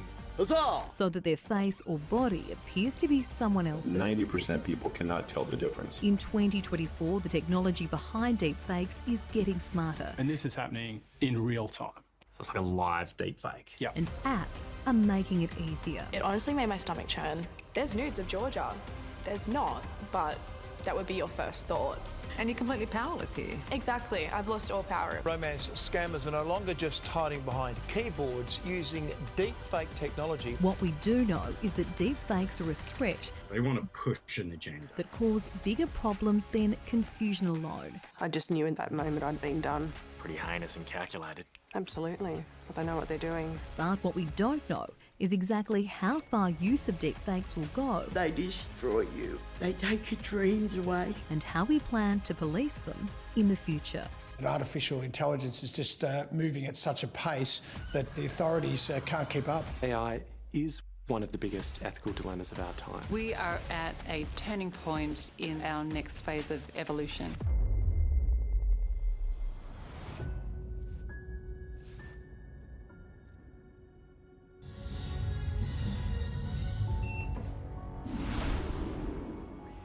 Hello, I'm Ali Channel Langdon. 9's A Current Affair program showed us how easily a deep fake can be made when scammers used it on their very own host. Australian citizens no longer need to go to work. No other project has ever given such opportunities before. If you have not registered in this project, then do it now. What you've just seen is a scam. I'm incredibly angry because when I first saw it, I thought it was really me. I thought they'd done an interview somewhere that I'd forgotten about. We live in a time where manipulating reality has never been easier. If someone said you'll be able to put a person up on television mouthing words that they've never said but using their accent, I'd say that's impossible. With the help of AI, we can filter, change and edit with just one touch. To show you just how easy it is, we downloaded this app. Just 10 minutes later, and we'd created our very own deepfake video. It's frightening to think that that can be done in such a short time. Is that really fake? That's fake. The whole misinformation piece, that's pretty worrying. Remember, seeing is no longer believing. Now, video can be altered so well, it can take an expert to tell if what we're seeing is real or fake. What generally happens in a deepfake is the face is replaced by somebody else's face and then they're sort of like merged into a morph of the two. And sometimes a very clever fake.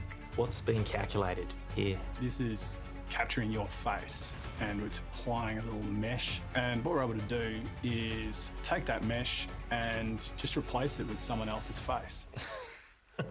Yeah, wow. Oh, geez, that's scary. Yeah. Well, and that's mimicking everything as I move. Cybersecurity expert Liam O'Shaughnessy is showing us just how easy it is to turn anyone into a digital avatar of Keanu Reeves. Even more worrying, how easy it is to change a face from man to woman. Now, we're not changing your body, right? So for you, it doesn't look very believable. But that's still terrifying that the whole face has changed. Yeah. It's this artificial intelligence that scammers now use to trick even the most astute people who think they can expose a scammer simply by asking for a video call. And this is happening in real time. So it's like a live deepfake. Yeah. So we can take these sort of streams, stream it to a WhatsApp call, stream it to FaceTime calls. We can also throw in some voice changing technology as well. Throughout history, photographs have been altered to tell a certain version of reality. The deepfakes of the past have long been spreading disinformation. People who have or want power devote lots of resources to these forgeries because they work. Mussolini photoshopped his horse handler out of this iconic photo. Joseph Stalin often ordered allies to be airbrushed out of photos when they became enemies. Here's Stalin with his head of secret police, Nikolai Yezhov. And here's a picture when Stalin had him executed. Hitler did it to Goebbels, Lenin did it to Trotsky, and the same thing happened all the time in China, most famously in this picture from Mao's funeral, now without the Gang of Four. We better learn how to live in a world where we truly cannot believe our eyes. The very first deepfake video was produced in 1997 using pioneering software. This is video rewrite. My face is Ellen's. My voice is Michelle's. The lip sync is synthetic. A groundbreaking achievement in facial reanimation technology. I never met Forrest Gump. I did not inhale. Read my lips. Fast forward 2 decades, and anonymous users on Reddit shared an AI algorithm capable of creating disturbingly realistic fake videos. Hi folks, I am here with a very special message. Make Britain great again. Huzzah! I genuinely love the process of manipulating people online for money. Celebrity identity lift and switch were the first way we learnt about deepfakes. The real thing. So real, it was hard for people to pick if it was the real Tom or a deepfake. Hey, listen up, sports and TikTok fans. And they just kept coming. I was perfecting my moves for TikTok. Imagine this for a second. One man with total control of billions of people's stolen data. You don't realize basically how dumb you were. This is deepfake example of what is possible with powerful computer and editing. And at first, it was all great fun. What's better than swapping faces with a celebrity? Hey, good or morning. using it for political satire. Wake up. But the longer the technology has been with us, the darker its applications have become. We don't know what's out there that is real or fake. If it's that good, we probably are convinced by it. Deepfakes have now moved beyond Hollywood and into the real world. If you can produce video that looks realistic of any political figure and get them saying outrageous things, perhaps that'll damage their credibility. On the world stage, they've even appeared in election campaigns to realistically mimic candidates. President Trump is a total and complete. It's important that you save your vote for the November election. And used as tools for misinformation and abuse. Deepfake videos have become the new weapons in financial scams, fake news and political interference. There's huge potential to use deepfakes to really undermine trust in government and trust in our institutions. Even raising some from the dead. In this video, veteran Indian politician M. Karunanidhi endorses his son, running in the elections being held now in India. The only thing is that Karunanidhi died in 2018. And in Indonesian elections, we saw an avatar of a synthetically resurrected, deceased previous leader coming back to endorse one of the candidates. President Indonesia. It will lead to increasing distrust. About the role of AI in political campaigns, where AI could be used to provide propaganda bots that can produce tailored misinformation designed to target particularly small subsectors of the electorate. The people in my office, in apparently a matter of minutes in a way that horrifies me, produced an audio of me declaring that I'd be back for the Crows this weekend, and the likeness was terrifying. Hey, it's Peter Malinauskas here. This weekend I will be supporting the pride of South Australia, the mighty Adelaide Crows. Do you know who your kids are talking to online right now? An Australian teenager thought he did, sending messages and racy photos to a teenage girl. But he wasn't talking to a teenage girl.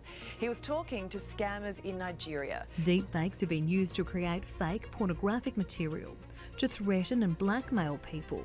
I'm just thinking, post a photo here, post a photo there. I never even thought about it. I mean, it's me. I don't necessarily think I'm anything special. Real images stolen without consent, altered and spread beyond the victim's control. I didn't believe it, to be honest. I just thought maybe it was one of my friends joking around with me. Georgia's Instagram account had been targeted by criminals.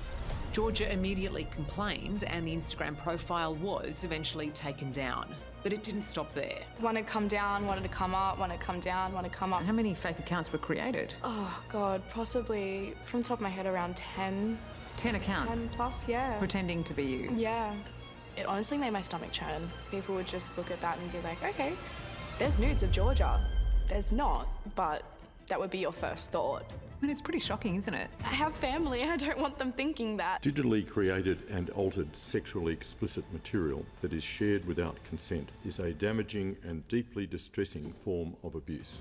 One of the most damaging, its role in romance scams, where organised crime make billions. A good morning picture. Yeah. You feel disgusted with yourself and ashamed for letting this happen. What was so believable about Daniel? I don't think there wasn't anything that wasn't believable. His photos looked genuine. There was no reason for me to not believe who I was looking at wasn't who he was. Preying on the vulnerable, people looking online for love and trusting what they find. I found that he, with his gentle ways, kindness and patience, grew on me, making me feel safe, appreciated and loved. Their romance crumbling when a video call glitched.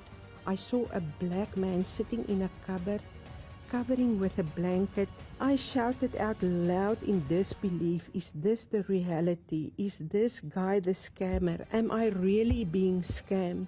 The man in the photos, a US real estate agent whose identity has been hijacked by scammers countless times. Live video calls manipulated using AI software like this. You can pump as much video and photo of that person into the AI and it comes back almost a seamless sewing of video that looks like it's them.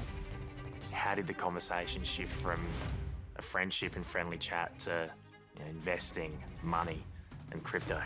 Yeah, that's a good question. When I look back, it wasn't there at the beginning at all, but then it did become part of the conversation. Pretty heinous and calculated.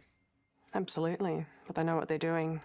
Experts say there are warning signs to look out for, including unnatural movements, low video quality, and poor lip syncing, all red flags to log off. But the best advice, if you haven't met in person, don't send money. I've not only lost my companion, but also my independence, my self-confidence and my value. Under increasing pressure now, the social media companies providing the platforms for the scams, but not the policing. I'm saying to fellow Australians, never ever buy anything that's advertised on these Facebook or Instagram because you'll probably lose your money. They'll run these ads which they know are false, they know are run by criminal syndicates, but they can make more money. Mark, face up, you are facilitating criminals, you are profiting from criminals. Today saying he wants social media companies to use more of their vast resources to protect vulnerable people who are targeted and fall victim to these horrible scams. You would have thought that our government was ready for these sorts of scams, but it seems that maybe our government wasn't. There are no rules, no laws, no regulations that govern AI. It is a wild west. And who is leading it? It's the tech giants. And have the tech giants demonstrated to date that they are ethically driven and purposeful in their mission? No, they haven't. Who do you sue over these sorts of scams? Where do you sue them? And frankly, how do you sue them? It's totally out of control. So, how do we future-proof against deepfakes in 2024 and beyond? We need to get onto AI now, not in another 5 years or 5 weeks. It's respond now. The challenge will be to find the right combination of defences, the technological superpowers of AI detective tools, tougher online regulations, up to 2 years in jail or a $10,000 fine, and both of those double if the victim's under 17 years of age. And a high level of awareness about deepfakes among the general public. Cybersecurity experts use a term called the zero trust approach. It means question everything you see on your screens. People will not be able to spot a deep fake. We've actually got to take a step back and say, hang on, this was an unsolicited contact. How do I validate it? And one of the best ways is get on the phone. In the end, as we live more and more of our lives online, and as technology finds it harder and harder to see deepfakes, our instinctive human reactions will be the best defence we will ever have against them. You can't believe your eyes, you have to listen to your brain.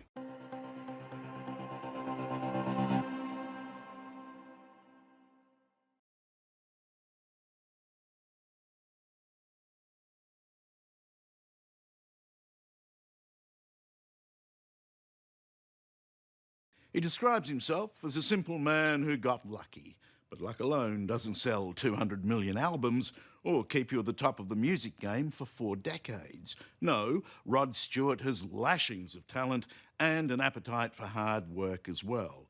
At 66, he's still belting out his greatest hits all over the world. He's bringing his show to Australia. And if all that's not impressive enough, he's just become a dad for the 8th time with wife Penny. Recently, I was lucky enough to catch up with him at his home in London.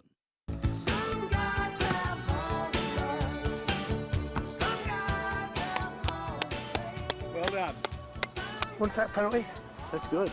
Secret with the penalties, don't change your mind.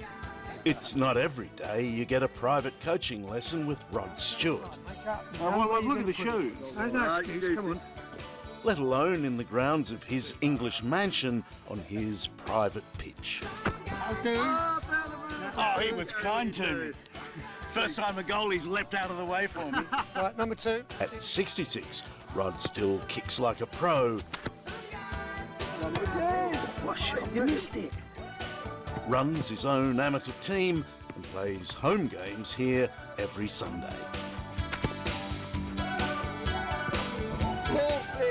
I was asking about 8 kids and then in terrific physical shape as well. What we're talking about here is the survival of the fittest. Oh, absolutely, yeah. What's he talking about? Soccer has always been his second love. When you've kicked as many career goals as Rod, Perfect! You can afford to indulge your passions. All I've done is do what most guys would have done if they got lucky. I know a lot of cars and I was shagging and drinking. You know, most blokes would do that. And, you know, I've grown up now. I don't do one of those things. It's a wonder that most blokes don't hate you. No, I don't. I never feel any hate, you know, because again, it's more of a good on you, Rod. Well done, you know. Got yourself out of your working class surroundings and you made the most of it. And there's the little trooper here, look. He may have lived every bloke's dream, but these days, at home with wife Penny and little Aidan, the youngest of his 8 children, Rod's every bit the doting dad. Carry on. Our little miracle. You know, all the children, but especially the 2 younger ones, him and Alistair, I have to have a fix of them every day. I mean, until I get out in the morning, I've got to find them and just go, oh, gee, coochie. It's priceless. I think my favourite bit is the scent gland on the top of the head. Just there. Mm. Yeah. What a softy you are. Oh, absolute softy. And he's so mild-mannered, this little one. Not that one.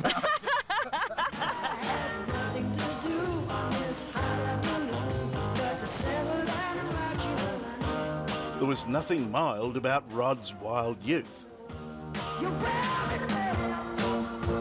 As lead singer of The Faces, alongside the legendary Ronnie Wood, he helped define what rock and roll excess was all about. Can I rummage around in your remote past? Behave yourself. Have I got it confused, or did you blokes chuck the furniture out of the hotel window? Oh, yeah. And it seems foolish nowadays, but the reason we did it is because, you know, especially in the Holiday Inns, we'd get no respect. You know, they didn't want to serve us. They just thought we were I know what it's like. You know. So we just took our revenge. Televisions, we'd empty the rooms out of furniture and put it in the elevator and send all the furniture down to the lobby. In fact, we were still doing that in the 80s. I actually did it in Perth and got a huge bill of $11,000 in the 80s. Oh, Maggie, I couldn't have tried anymore. Tell me about the wonderful song Maggie May. Yeah, it was my first shag. And you wrote about it. Yeah, I did. She was an older woman. I think she probably was in her late 30s and I was 17. And that's all there is to it. There's a few little things added to make it a story. All you did was wreck my bed, and in the morning kick me in the head. And have you immortalised many of you, as you charmingly put it, your shags My shag. into songs? No, I think that's the only one. Yeah, that's the only one. After Maggie May came a long roll call of beautiful women who succumbed to the Rod Stewart charm.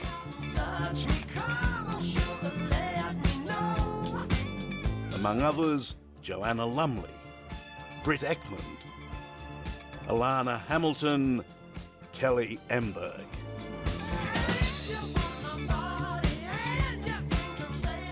How did you do it? What have you got?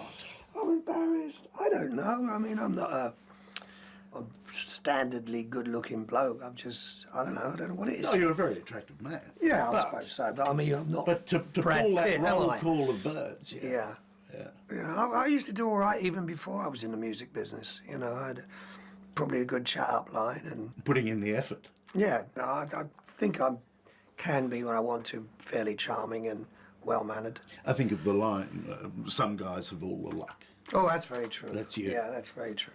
Baby, I'll try to love again, but I know. Rod seemed to move effortlessly from one leggy blonde to the next. But the one who broke his heart was New Zealander Rachel Hunter. Rachel walked away from their marriage along with their 2 young children. The first cut is the deepest. Baby, I know. Yeah, I was very much in love with her and I didn't see it coming. You know, it wasn't her fault. There was nobody else involved on both sides. She just felt, you know, she hadn't grown. You know, women are like trees. They go through their 20s and into their 30s. They grow and tentacles come out, not literally, but they still enjoy I'm their not a life. girl like that. Oh, you are, you dirty bugger. But no, I wasn't prepared for it. Cheers. Cheers.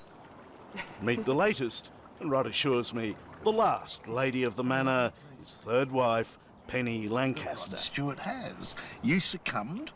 What is it? What is the charm? What is the attraction of the man? He has that old-fashioned charm. He's a true gentleman, but he's a cheeky boy at the same time. He's got that fantastic combination, you know, youth and wisdom all in one. I mean, what an incredible lifestyle for you. Yes, I well, mean, it's actually, still rock and roll, isn't it? my mum and dad, where I was brought up, is just 10 minutes down the road. But my garden was a lot smaller than this one. Very well manicured, but a lot smaller. He must be besotted by you because I've learned that each night from Vegas he will jet back to LA in his own jet just to spend it with you. He's a family man. He's a family man, you know.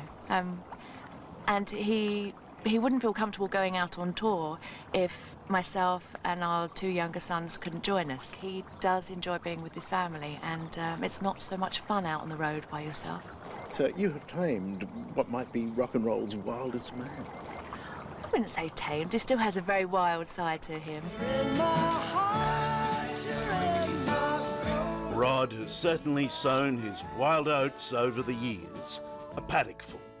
8 children with 5 different women. His eldest daughter is now 48, while little Aidan is just 5 months. I'm very proud of my kids, very, very proud of them. Funny thing is, with the little one, so many of them, I can't remember their names now, Alistair. Yeah. When I'm around the house, I'm Dad, but when I'm on tour now, if I'm away for a couple of nights, he calls me Rod Stewart. Isn't that fantastic? isn't that terrific? Yeah. How's Rod with the nappies? As long as it's during the day, I'm okay. I can't seem to do the night things anymore. But even though he's an old hand at fatherhood, over 5 decades, things have changed. There were no lights on. It was just candlelight, so he... Penny chose a water birth. That's very trendy. Rod was in the water with me. You jumped into the bath as well. Yes, behind her in the G-string. Massaging my back. Massaging her back and helping. And that's why I'm sure he's so mild-mannered, you know, and cuddly. Conception was also a little different this time. Aidan was an IVF baby. We found the right doctor and the miracle worked. And the procuring of that successful sperm? How was it done? How was it done? Well, we just, you know, rush it down there in the Ferrari and give it, and they put it in the fridge and wait for it to be used. Did your missus go with you? Of course, yeah. Oh, so it wasn't cold? She drove the Ferrari. I was too tired after the ejaculation.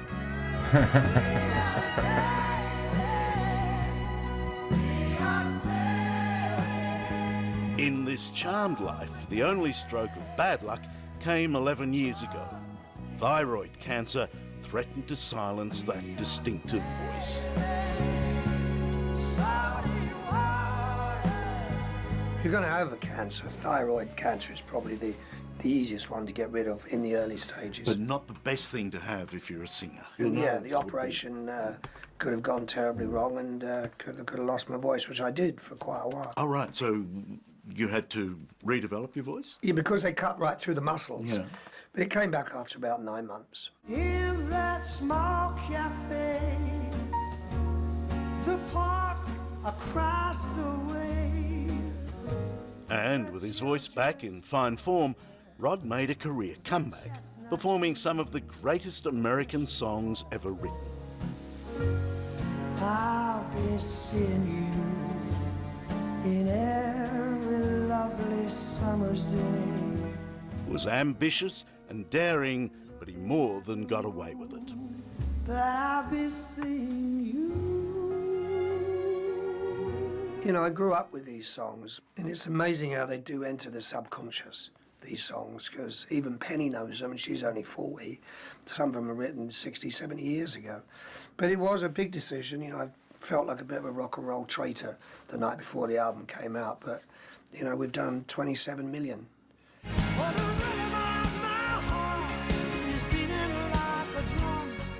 But it's his rock classics that fans still love to hear.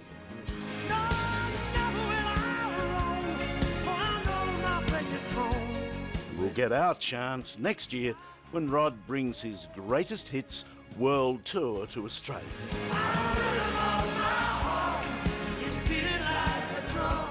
With sales of 200 million albums, there'll be no shortage of material and plenty to celebrate, and probably no need to lock up your daughters.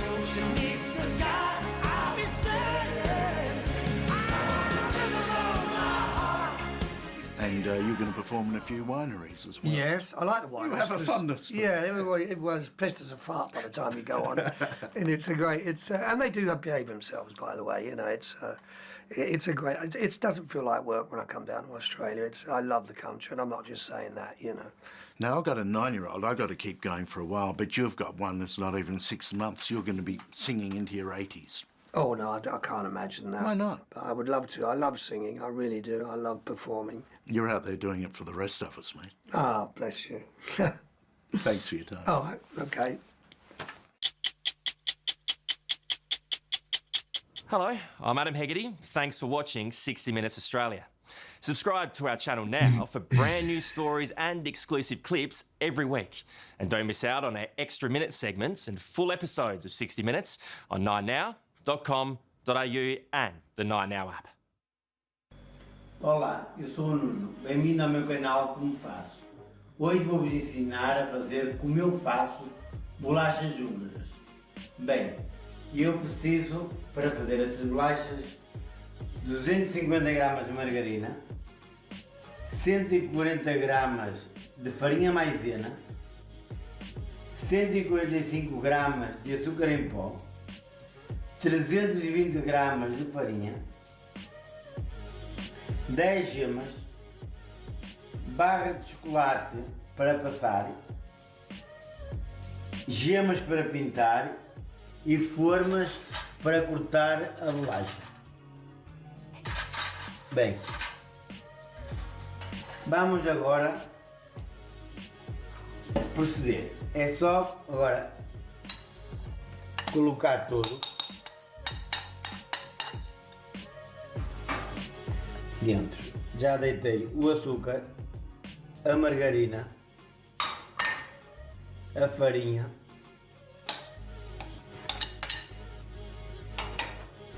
e a maisena.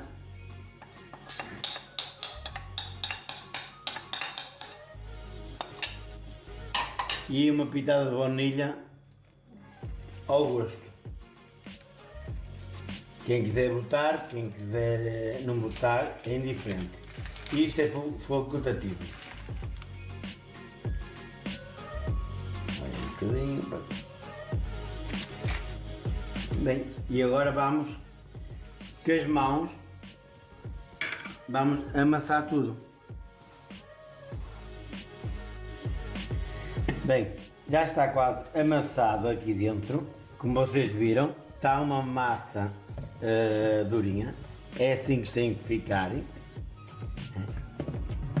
Vamos agora colocar a massa em cima da banca, polvilhamos um bocadinho de farinha, esta massa em cima da banca e vamos continuar a amassar.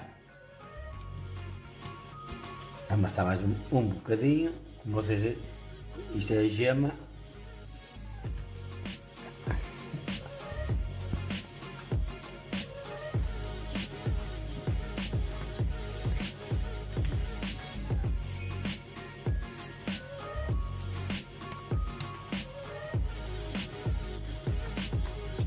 Bem, e a bolacha e a massa está pronta para moldar. Deitamos um bocadinho de farinha, deitamos aqui mais um bocadinho e agora um bocado de massa e vamos estender com o rolo até a grossura que desejarmos. Não é? A grossura do que vi que está uma massa boa para cortar com as formas.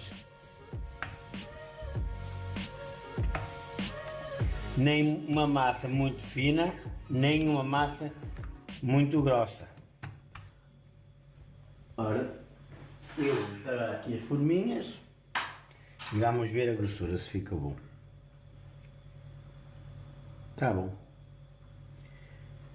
Bem, agora vamos cortar um bocadinho de cada até ao fim da massa. Bem, depois de tendida a massa e cortada, deu isto tudo, deu estes 2 tabuleirinhos. Já tenho o forno a aquecer a 200 graus. Agora o que é que vamos fazer? Vamos pintar todo o doce, né? Vamos pintar todo o doce.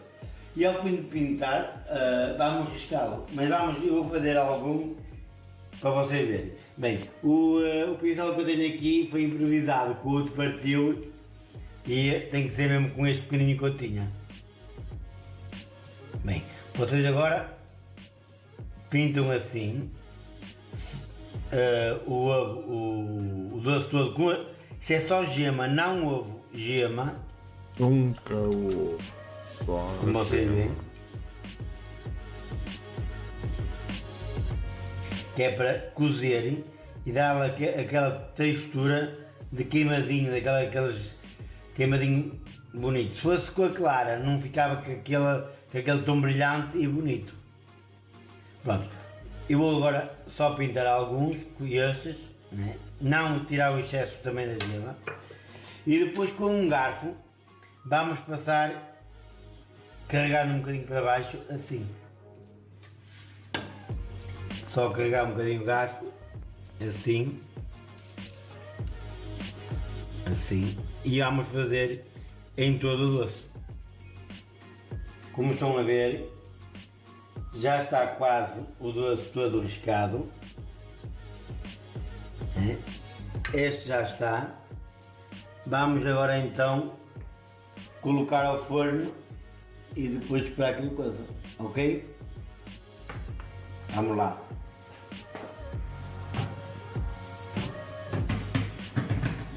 Em 200 graus e agora deixar cozer. Por quanto tempo? Agora vamos lá então ver a bolacha. Está pronta. Como veem, a bolacha está cozida, Está bonita. Agora temos que deixar arrefecer para depois passar para o chocolate. Vou dar continuidade à cozedura. Bem, já derreti o chocolate no micro-ondas. Como vocês veem, o chocolate está pastoso.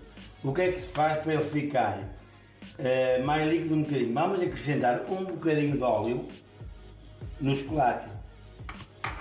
E agora vamos mexer, que é para o chocolate ficar mais soltinho. Não demasiado, senão depois ele não seca. Agora está, como vocês estão a ver, está a ficar mais solto. Mas ainda precisa de mais um bocadinho.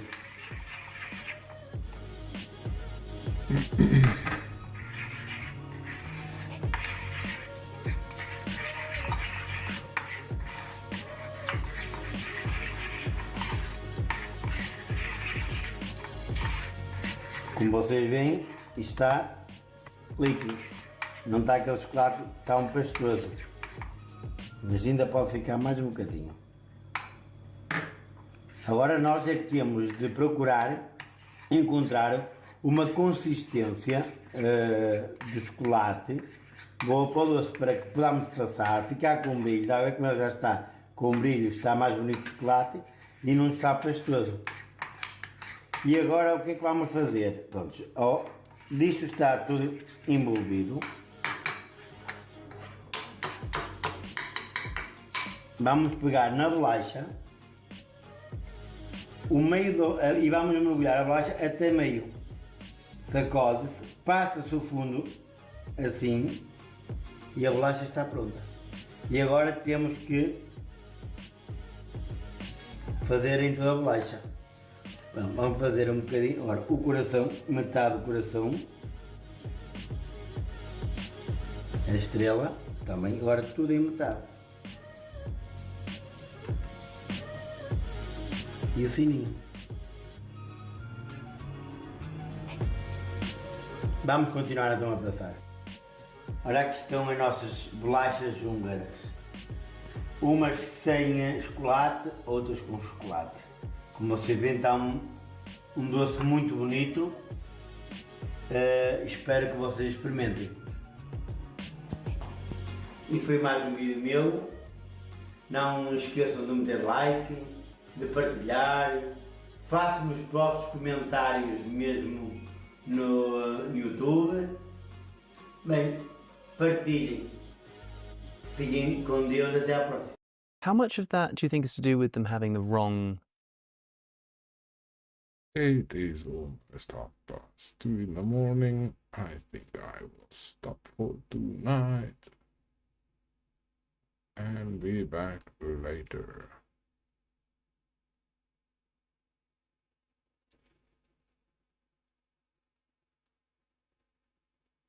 Thank you to the lurkers. Have a good rest of your night and see you soon.